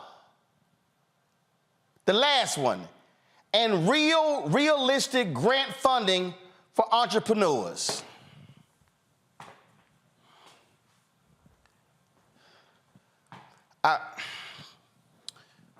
Just hold on. So y'all, I then posted this here. U.S. to spend $42 billion to make internet access universal by 2030. It was a Reuters story that was in here. Lord have mercy. This fool goes, as much as I love, let's say my mama, if she's wrong about something, that's just what it is. Kamala has not and will not do anything to benefit Black Americans specifically and that's the problem. This internet thing is bullshit. Run us reparations. I go, this is stupid. Congress appropriates money, not the VP. Okay, hold up. Y'all, I'm not done. Because I just want y'all to understand what I deal with here.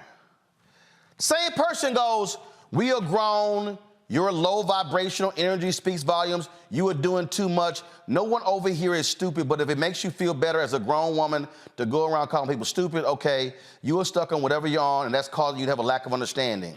No, I can actually read. You know, and so then we go over here, and then I got somebody who says, ask about the contracts, and then somebody went, why is it that, okay, hold up, I gotta find this one, y'all, because I thought this one was too funny. I love this one here. Person goes, the overall majority of the U.S. population that's black lives in urban areas which already have options when it comes to the internet. For those of us that live in rural areas, we're having to wait for 7 more years to get access to what was legislated in 1989's Cable TV Act, which provides the most connected high-speed internet access to subscribers by number. Tell us again how this benefits black people. You're not waiting. Then, I love this one here. Seriously, if you can't afford internet, you have more pressing issues. That's a good point. Now, I love this one here. Y'all. Roland making excuses for his homegirl. Black folks want things specific for us as requested. This internet thing includes everyone else, so this isn't something for black folks to get excited about as much if she had us in mind. Y'all, these are actually real comments. So let me go to my panel. So, I don't know who's sitting here calling me. I'm in the middle of the show, y'all. Here's the thing that's killing me, Reese. This woman said, I do pay attention, and the things are not getting addressed I care about, like black maternal health. Hasn't that been one of the biggest things that the vice president has been focusing on? Yes. Okay. Then the same woman said she's concerned about truth in education. Didn't the vice president travel to Jacksonville to light up Ron DeSantis and the Republicans for trying to get rid of black history and books in schools? Yes. Okay. The woman said her issue was about appraisals for homes.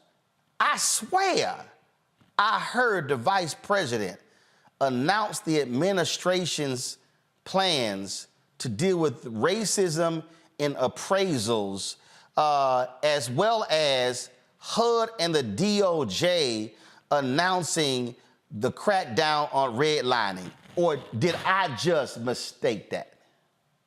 I was there. Yes, that happened. So, and it's happening. I'm confused how somebody could say none of this stuff is being done, and I swear it happened.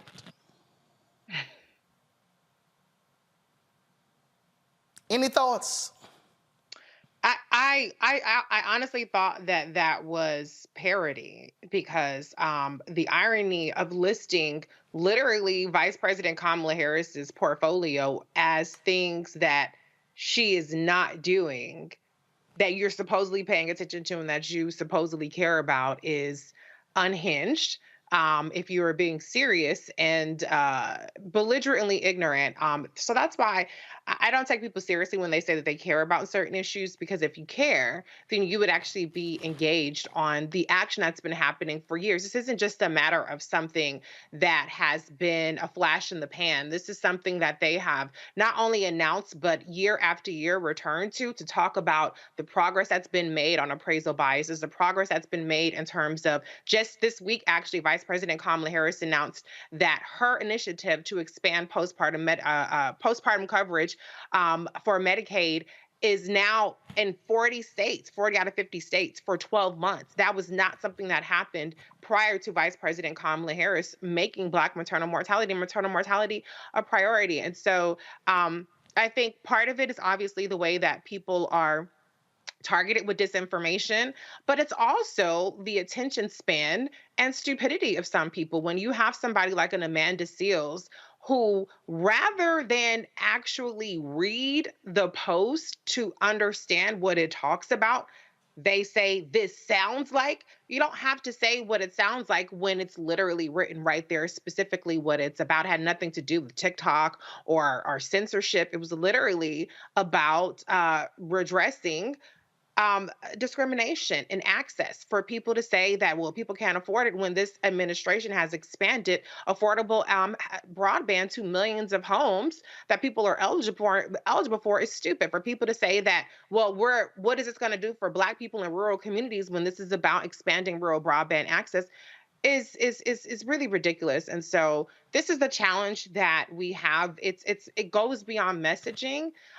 It goes to the fact that sometimes people just feel like if they don't see it happening right in front of their face, beyond an Instagram post, which is explaining that this is happening, then that means that it's non-existent. And I'm starting to become at a loss to even know how to even reach those people. I think you can reach a portion of them, but some people just can't be helped. They can't be educated. They can't be saved, child. So we got to try to find the people that maybe they just don't know. And they're like, oh, okay, that's good to know. Maybe there's some people like that out. And that's what we got to get to the poll, because some of these other people can't be saved. Go back to my iPad here. Greg, this person goes, now again, we're talking about a $42 billion program that deals with internet. Person goes, this does nothing for Black people. The typical lift all program for the Democrats, no tangibles, no votes. Now, and I responded about, well, this is a damn lie. And then, so here's the thing for me, because the other person was talking about how, and there's one person kept going back and forth with me, Greg, on, no. I want to see legislation that is only for Black people. And I see this over and over and over again. I mean, I'm talking about these FBA, these other people out here. I hear them yelling it, and I'm sitting here going, what in the hell are y'all talking about? And I know for a fact Black mayors in major cities are putting proposals together to get some of that $42 billion because Black people in many of these places do not have high-speed internet. So you'll sit here and lay out this program is like, no, they ain't gonna benefit Black people only. And you're like, fool, do you know anything about civics? And I mean, it is stunning to me when you just make a post that, hey, just let y'all know and stuff even exists, and these folks still, no, that ain't good enough because it's not only helping us. Yeah, absolutely, Roland. I mean, well, first of all, at least in the venue that you've been sharing with us in this story, it's Elon Musk's Twitter. So we know that. No. This was Instagram. So this is Mark Zuckerberg's. Mark Instagram. Zuckerberg's metaverse. Yes, yeah, absolutely. Well, we know, and of course, again, I just point out again, our sister Reese has been telling us this for years. This is the weaponized ignorance. I just assume most of them people come from troll factory. When anytime I see tangibles now or anything like that, I assume that's a troll. Now, you being the keyboard warrior that you are, social media sniper that you are, the Omar little of the internet, you're gonna take your time and just body them all. It don't matter. Now, in the case of Amanda Seals, yeah, that's a little disturbing. But I kind of understand that too, because there are people, and there will be people who probably rip this segment and post it on their shows on YouTube and other places to try to attack this as caping for the Democrats, because they are pretty much consistent ideologues. So really, policymaking doesn't matter, except of course when they go to work and exercise their benefits, and So these are the kind of keyboard warriors who love being radicals from the safety of their well-resourced jobs and with benefits. But that aside, much of this is just weaponized ignorance. Now, thinking about this infrastructure bill that passed, I just came up to Philly on Amtrak, and we know that the vast majority of that bill, in the neighborhood of, there's about $426 billion of that work, including $16.4 billion that's about to be spent just on the Northeast Corridor to improve interstate rail, federal rail, that is going to greatly benefit just in terms of transportation, the kind of big chunk of this work. But that requires reading. Brookings just released a report yesterday, an extensive report on the 2-year mark of the infrastructure bill, how much has been spent, how much remains to be spent. About 75% of the competitive bidding for money has not even been awarded yet, and the stuff that's been awarded has just slightly favored states that voted for Trump and now Biden in the last election. So, people just won't take time to read. Finally, as it relates directly to broadband, as you said, according to Brookings, the National Telecommunications Information Administration stood up very quickly the formulas for people to get engaged in these competitive bids. And as you just said, finally, there's about $4 billion left remaining to be distributed. But of that $41.7 billion that is formula driven or direct driven, this is why, as you say, voting matters. That stuff goes strictly and directly to the states. Now, if you don't want your money, our tax money that's going to your state, held hostage by some white nationalists in the state house or with a supermajority in the legislature that can mess this up, then you've got yourself to blame. And these Negroes who are real, who are in there fighting with you in social media, guess what? If you live in the South, don't point at the White House, point at the state house. And my only question for them is, did you vote? Then be quiet. Lauren, the reason I'm taking my time to do this is because I really love, first of all, what Greg just laid out there. So people always talk about, well, who's going to get the contracts? Well, first and foremost, fool. And I'm saying fool, and I know Cleo's always saying, Roland, you shouldn't be calling people fools, and they're frustrated, and, PTSD and all that. No, I'm saying fool because what pisses me off is on this show, we literally have a segment called Where's Our Money?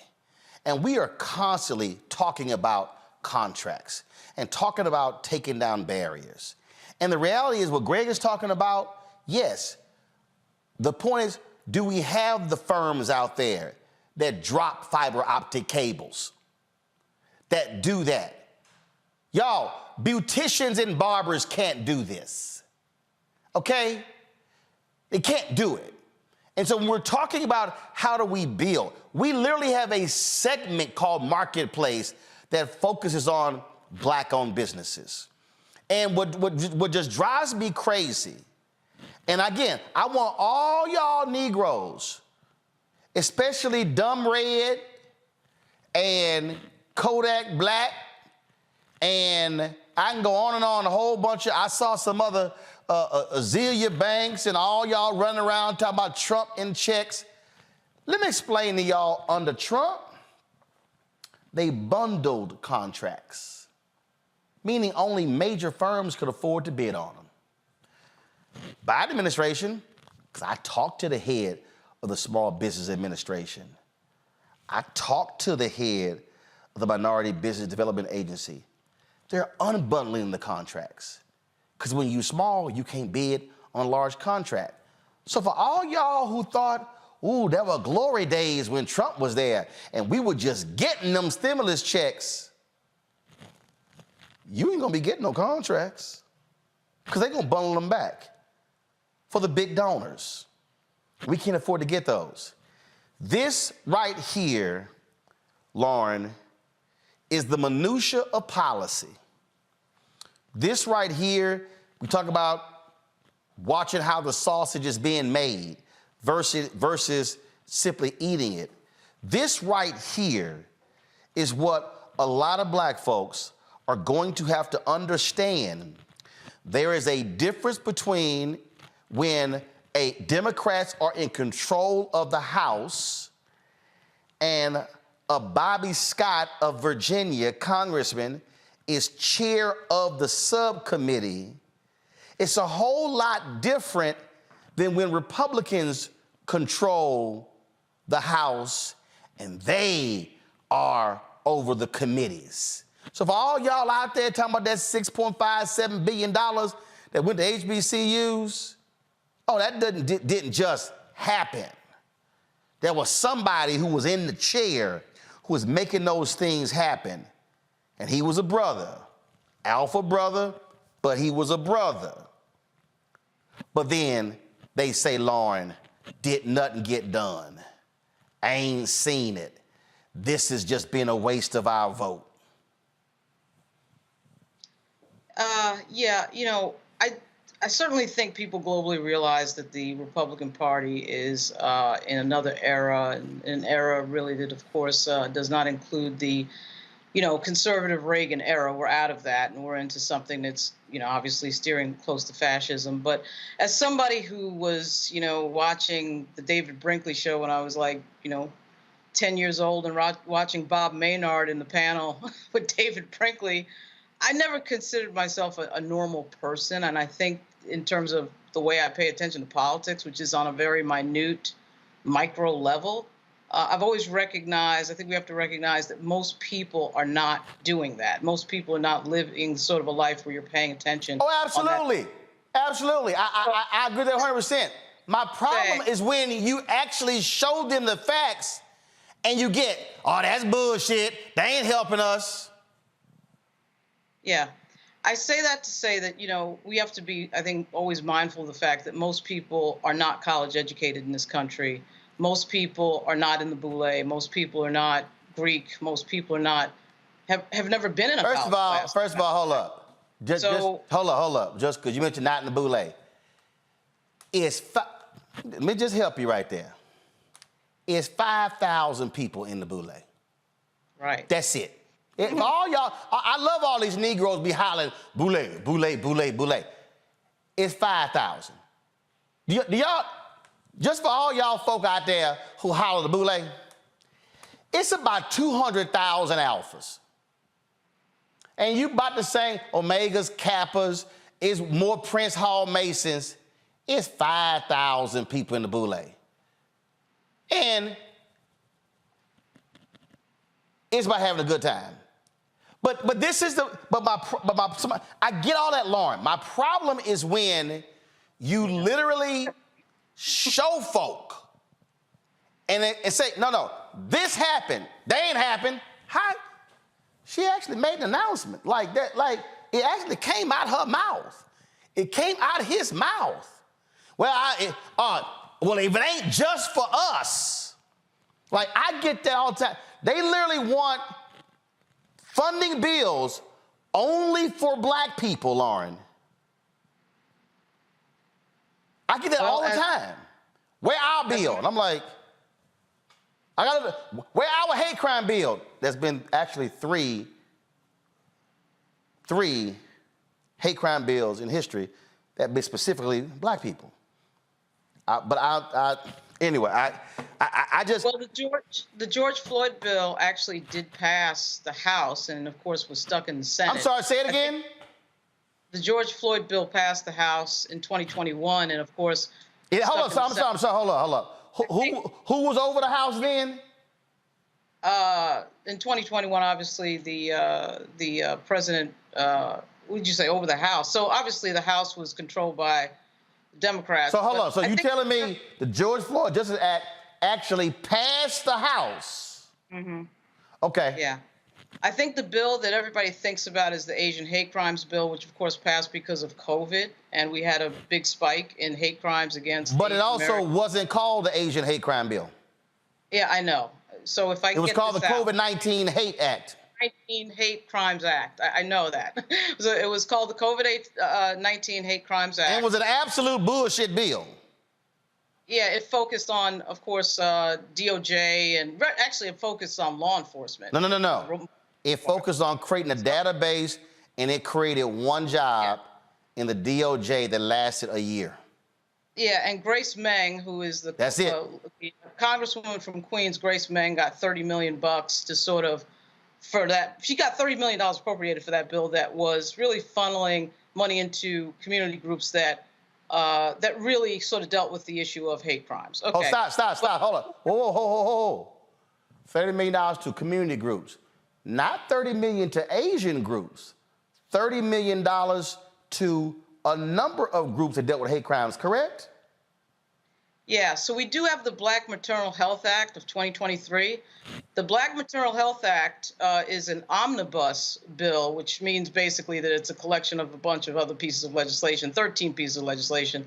And that is a pretty bipartisan, actually it's not that bipartisan, it's actually Lauren Underwood and Joyce Beatty and Don Beyer and a bunch of Democratic members. They may have actually a Republican member on that. I got to check that because it's actually a big group of bills, and it is called the Black Maternal Health Act. But I do think what people are thinking about is, you know, the payment of reparations to the Japanese folks that were unfortunately interned during World War II. It's a fairly recent act that Ronald Reagan signed back in probably 1990. And so when people think about that, that was $20,000 per person who could verify that they were interned during Japanese internment, which of course was a crazy, terrible thing. Of course, the specific pieces of legislation for Black people you always think about, of course, is the Civil Rights Act and the Voting Rights Act, which is very specific to Black folks. And also the bill that specifically was in the response to Black churches being burned down. Right. Then you also had the Matthew Shepard, James Byrd Hate Crime Act. And also we had something called the Never Again Education Act, which Carolyn Maloney did in 2020, which was a Holocaust education bill, which was very specific to effectively what they did was they allowed the Holocaust Museum, which is in Washington, is an incredible Holocaust museum in Washington, for them to direct certain monies to educational programs for the Holocaust. So that was like some very specific things to specific groups. But, you know, if we had a Congress, obviously, it was controlled by the Democrats, particularly in the Senate. Senate is running so close. Usually when last time Democrats controlled the House, it was by less than 10 members. But if you had, you know, a few more Democrats in the Senate, you'd probably get something passed like the Black Maternal Health Act. That's a major piece. Right. I mean, but I want people to understand, Reese, that there are bills that are passed in Congress. There are billions and billions of dollars that Black people can access. It does not have to say Black Internet Bill. I mean, apparently it does. I mean, if you see an ice cream truck and they're giving out free ice cream, are you going to be like, oh, it's white people in line? That ain't just for Black people. No, you're going to get your ass in line. You're going to get you some free ice cream, right? Like, hello? I just think this whole idea that it has to be exclusionary in order for us to benefit when things are actually designed to exclude us without saying excluding Black people, it's just really ass backwards, because the people on the other side, they find a way to make sure that we don't benefit. They find a way to make sure that we do not have upward mobility. Look at what the Supreme Court just did around affirmative action this past term. And so it's very short-sighted. It's very small-minded. And I think the chaos agents and the people that really target us with disinformation do a good job of making it seem like all these other people are getting something that we're not. as well as convincing us that if we're not the only ones to get it, it doesn't count. And I just think it's very detrimental for the Black community, because what it serves to do is it serves to keep people disengaged, disillusioned, and then that obviously benefits one party significantly more than the other. And so there are people who revel in being belligerently ignorant. People don't just say, oh, I don't know nothing about that anymore. People will look you dead in your face and tell you that something is happening as you are explaining to them that it's happening. And those are the people that are just energy drains. They drain the people around, the people that are trying to empower people. They drain everybody around them, and they're just not our target audience. The only thing that really comes out of it is hopefully the people that just quietly are scrolling, the ones that don't comment, they'll just like a post and keep it moving, or they'll like a comment and keep it moving. Hopefully we're reaching enough of those people, because those people are the ones who, to Lauren's point, may genuinely not know, may genuinely need somebody to break it down and explain how it benefits them. So luckily, even these exchanges with trolls, bots, whoever, the belligerently ignorant, do to some degree reach Very those true. folks. Well, Greg, I knew I had to find this one. This is going to be the last one here. So Jamel Hill commented on my post here, and she mentioned about seniors paying $35 for insulin, talking about diabetes. She said that something that specifically impacts our community. This is no lie. I'm actually shook. Greg, you're going to love this here. This brother actually said to her, I'm not arguing. I'm saying they've done nothing specific for Black Americans. If things disproportionately hurt us, then a universal policy doesn't correct the disproportion. Greg, you're going to love this one here. We would need specific policy to do that. This fool actually said, diabetes does not specifically impact our community.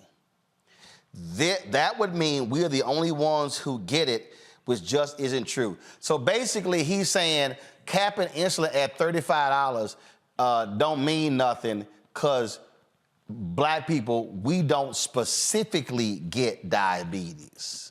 So who cares if it matters? Roland, I mean, it is frustrating. I echo something Lauren said. I don't think this is a question of intellect. I think this is a question of attention, a question of living in a society where media has eaten our attention spans and we live a harried life. I hope what that person meant was that the capping of insulin, capping of insulin does not remedy a condition that is exclusive to Black people.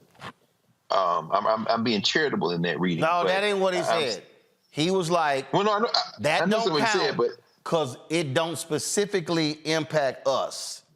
No, I agree. I understand. I'm just, the reason I'm saying that is because, you know, and you know this, I mean, in all of your years before you even got into journalism, of course, growing up and then going to school as a journalist, writing for a living, editing for a living, you know, the American populace generally just didn't have a felicity with language.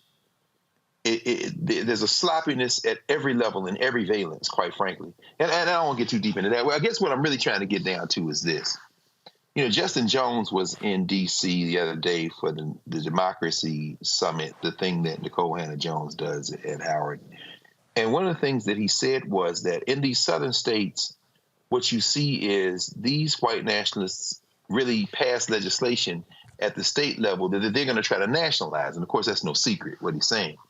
But when you don't participate in the political process as it exists, not the one we wish we had, I'm absolutely not only sympathetic to, but in full agreement with the socialists, even the communists who say, you know, universal health care, universal basic income, things that the Republicans used to support decades ago. And then Martin Luther King talked about, as you remind us over and over again in books like Where Do We Go From Here? But that's not the system we have today. Now, is that a system we can build toward? Absolutely. I think ultimately that will be something that if we have any hope as a species, we've got to go in that direction. But that's not what exists in November 2023. In the two-party system that we live in now, you've got to fight the battle on the battlefield that you have now. And this is where I think what we're witnessing here that you're walking us through becomes very important to pay very close attention to. When you don't engage in the political process, even in a state like Mississippi, where you have at least 40% black folk, and Elvis Presley's second cousin made the best showing a Democrat has made since 1999, but still couldn't win. And I'm taking that with a caveat, realizing that they set him up to run out of ballots in Hinds County and Jackson, this kind of thing. When you don't participate in Louisiana, where at least a third of the people there are black, when you don't engage in the political process in Alabama or Tennessee, then you can't expect things that will not only intervene to improve everyone's life and make it better, you can't expect those things to happen. I'll end with this. You know, there are people who wish black people all of the hell in the world who live in the United States. But I'm going to say this, and it may be a little unsettling for some people.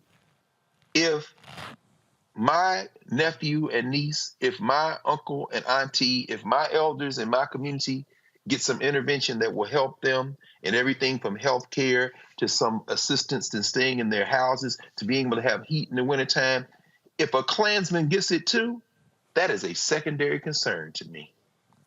And this is where we have to understand, even though we understand that reparations, there is something very personal about that as it relates to us, something very specific to us. Do not get caught up in the thing that affected us only and miss the thing that can improve your life, even if it so happens to help somebody else. We heard that from the guy that you have on, Granger in Louisiana. If you take the populist turn and turn hard into they screwing you because you poor, damn it, a Klansman might get her teeth fixed. But you know what? So will you. Get over it. I'm going to say this here, and this is why I'm saying this. 1 week from today, a bunch of y'all are going to be at home, and you're going to be traveling, and you're going to be with family members, and you're going to be around the dinner table, and arguments are going to break out. People are going to say all sorts of stuff, and some of the stuff they're going to say is dead wrong. And so I need you, when that happens, to be armed with right information. Now, see, some of y'all might, and again, and Greg said it, and I already know, oh, nah, man, you sitting here. I saw coming, hey, you caping for your girl. No, I'm actually stating facts. You know why? Because, see, I grew up in a family that debated. And I saw as a kid, aunts and uncles bring some bullshit to the debate. And my grandfather was like, yeah, would knock the hell out. And I'd be sitting there going, he just lit your ass up. So y'all need to understand, I grew up, and you understand, we live 8 blocks from my maternal grandparents. My grandfather died when I was 15 years old.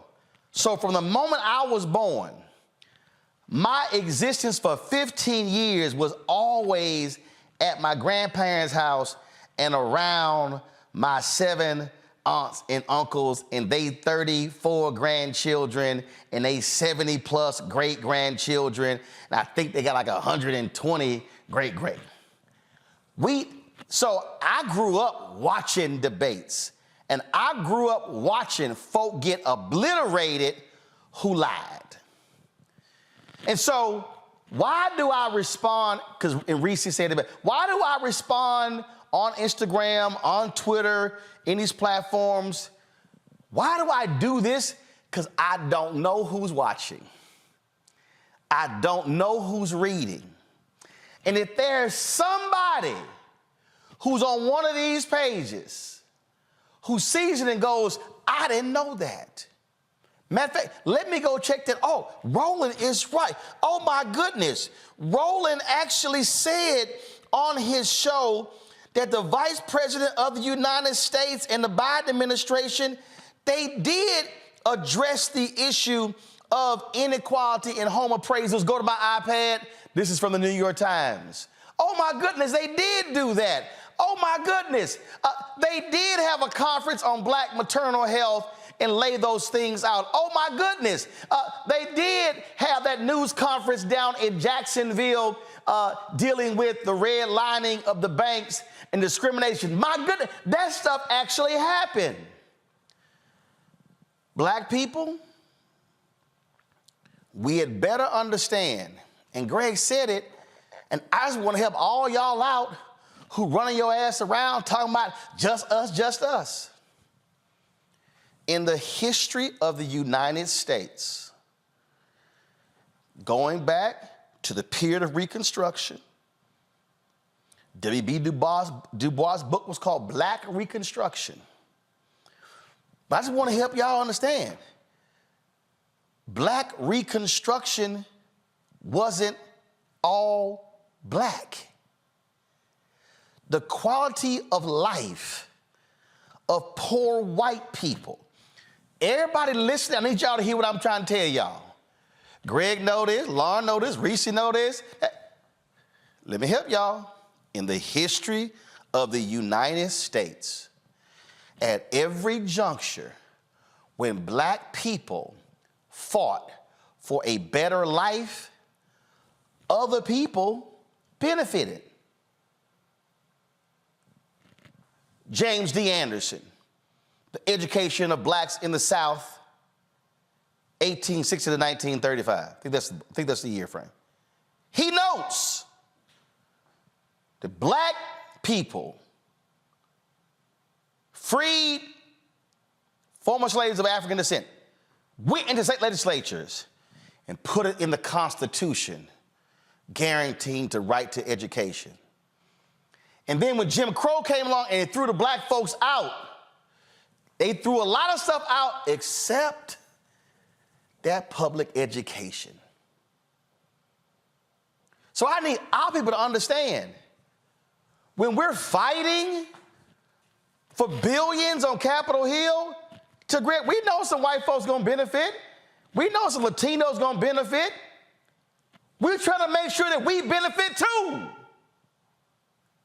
But the dumbest thing we can do as black people is to literally say, y'all sit over here and y'all argue over the hundreds of billions of dollars, we out.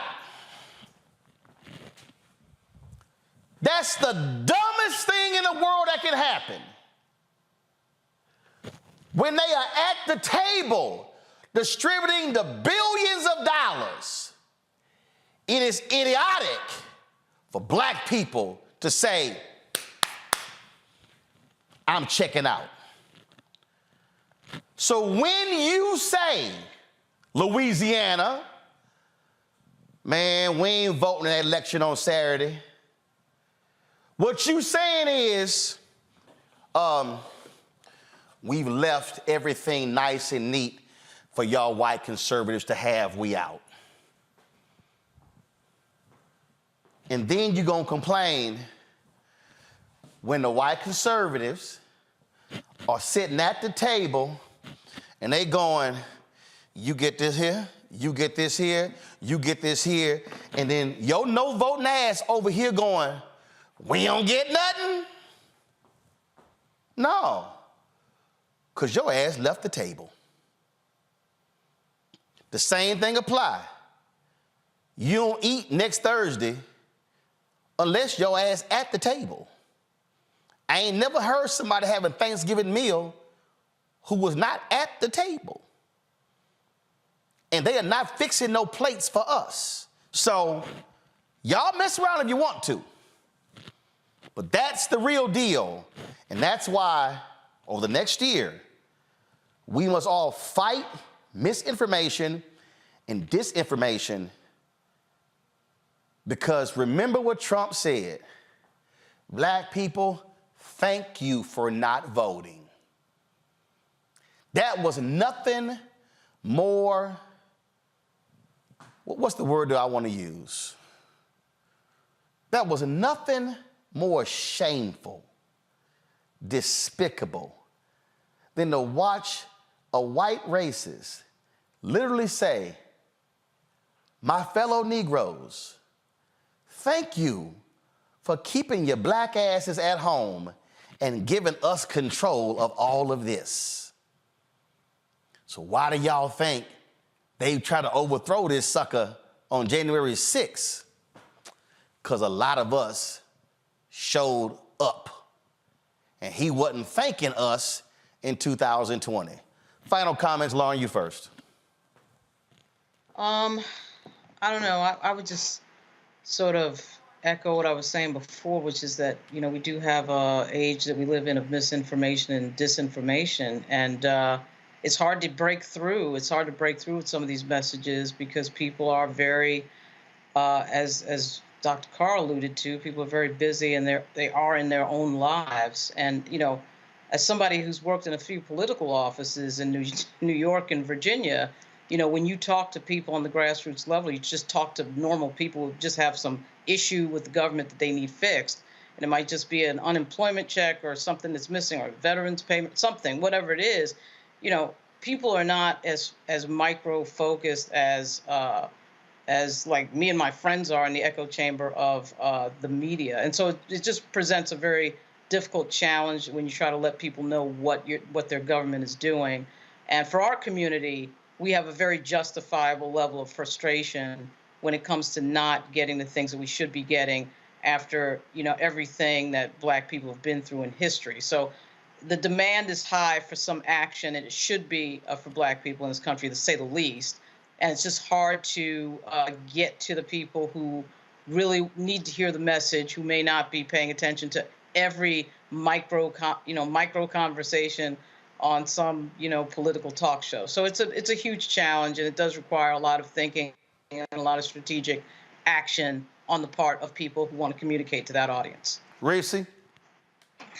To Lauren's point, the Democratic Party needs to invest in an information infrastructure. Roland, you're always talking about infrastructure and organizational power, and the Democratic Party is severely lacking in making that investment that the Republicans, that foreign agents, that the chaos agents have invested in. It's going to take more than, text messaging, some of us DMing us, oh, this is a good story, hope you post it. No, pay people, pay the infrastructure to tackle the information gap that people are not getting because of the fact that they have other priorities and other things that are taking their attention away, as well as the disinformation campaign that we're being targeted with. It's not going to be resolved on an organic level. It's going to take consistent, persistent, and relentless messaging from credible actors, not actors in terms of, the Screen Actors Guild, but in terms of credible voices like yourself, Roland, and those of us on this panel. And so until the Democrats figure out that this war is not one that's going to be won on ideas,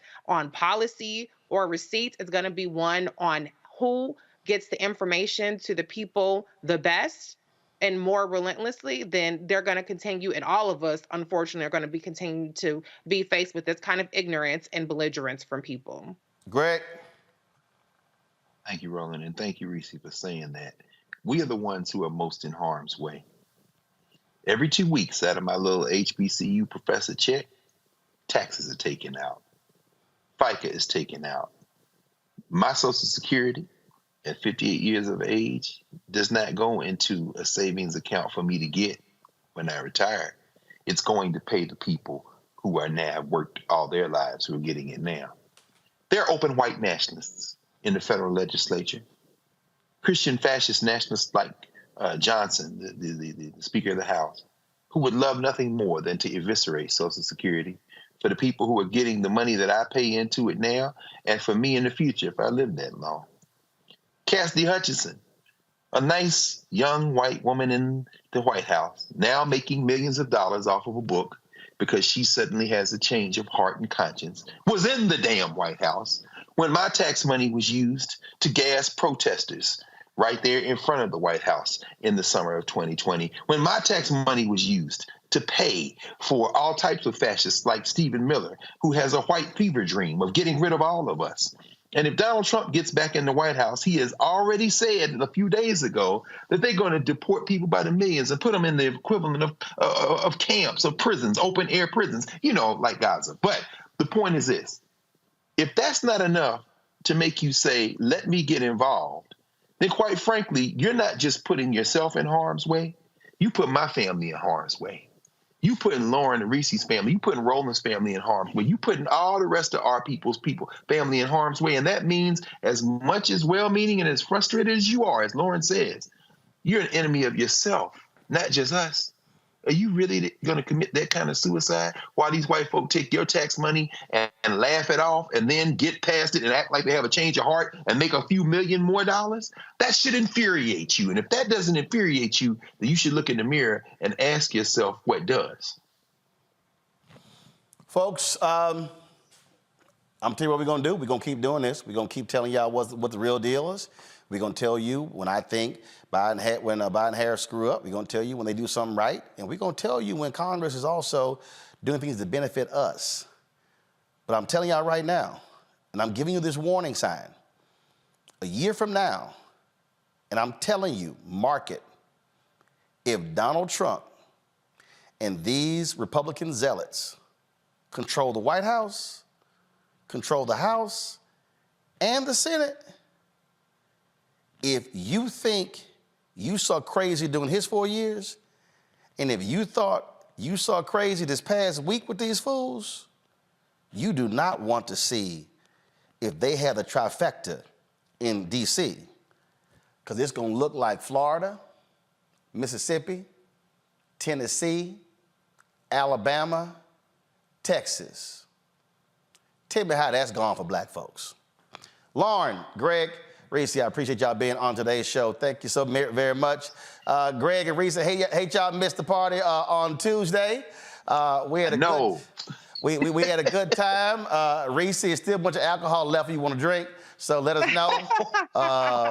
You've been busy going to concerts all over the place. Yeah. Oh no. Yeah. My hubby had a town. He's a commissioner. He's an elected official. That's why I believe in voting, child, because he's a politician. So I unfortunately I couldn't make the party, get my drink on. But happy belated birthday, Roland. I'm gonna get some of that liquor. Yeah, I know you gonna slide by. And Greg, we still got the shirt here. Shirt. When you come on by, and I gotta bring you a gift. Get your Tennessee State shirt, so come on by. Lauren dropped by. She had a good time with it, so yeah. You know she packed the plate when she left too, so. No question. Yeah. Home training, the double nickel, baby. Happy belated. There'll be no show next Thursday, so happy Thanksgiving to y'all. Hope y'all have a great time, and there are limited arguments at your dinner table. Well, am I tripping? You can argue with am I tripping? How about that? Okay, all right. You can argue with your card game, but let me be real clear. Lauren might have that New York Yankees red cap. We know they losers. No, they're not. But y'all know they're always winners. Win. Well, they just won the Cy Young Award. I see that. 24 championships. Yeah. You got to go dig in them crates for those, because y'all ain't done nothing in the past decade. All right, y'all have a great Thanksgiving. Enjoy the family. Again, any MAGA hats come to the party, they're not welcome. Right. That's right. Y'all take care. Folks, that's it. I'm going to see y'all tomorrow right here on Roland Martin Unfiltered, the Black Star Network. Don't forget to support us in what we do. Our goal is to get 20,000 of our fans contributing on average $50 each. That's $4.19 a month, 13 cents a day. Your dollars make it possible for us to do what we do. Trust me, folks, our plan is to go around this country really speaking to our people, hearing from their thoughts and concerns about this country, the election. And so we want to be able to do that. And so when you give, it matters. We are right now about $250,000 short of where we were last year. So we've got a little more than a month to make up. So please send a check and money order to P.O. Box 57196, Washington, D.C. 20037-0196. Cash App is $RM Unfiltered. PayPal R Martin Unfiltered. Venmo is RM Unfiltered. Zelle, Roland at RolandSMartin.com. Roland at RolandMartinUnfiltered.com. Be sure to download the Black Star Network app, Apple phone, Android phone, Apple TV, Android TV, Roku, Amazon Fire TV, Xbox One, Samsung Smart TV. You can also watch our 24-hour streaming channel on all available platforms. Amazon News by going to Amazon Fire. You can also tell Alexa, play news from the Black Star Network. Plex TV. Amazon Freebie, as well as Amazon Prime Video. And be sure to get a copy of my book, White Fear, How the Browning of America is Making White Folks Lose Their Minds, available at bookstores nationwide. Download the audio version on Audible. Folks, I'll see y'all tomorrow. Hold up. Should we shout out Gary Howard, one of the few Omegas I like. Gary's my man. And so Gary's birthday is today. So Gary always begging me for a shout out. So let me go ahead and give Gary a shout out. I'm gonna show him right here. Give me 1 second, y'all. Let me pull his photo up. So, you know, see, it's some Omegas I don't mind being friends with. G Howard's one of my NABJ homies. We always playing golf. And so shout out to G Howard on his birthday. All right, y'all, that's it. I'll see y'all tomorrow. But Gary know 06 runs everything. Holla! Folks, Black Star Network is here. Oh, no punches! I'm real revolutionary right now. Black power. Support this man, Black Media. He makes sure that our stories are told. Thank you for being the voice of Black America, Roland. Stay black. I love y'all. All momentum we have now, we have to keep this going. The video looks phenomenal. See, this difference between Black Star Network and Black-owned media and something like CNN. You can't be Black-owned media and be scared. It's time to be smart. Bring your eyeballs home. You dig?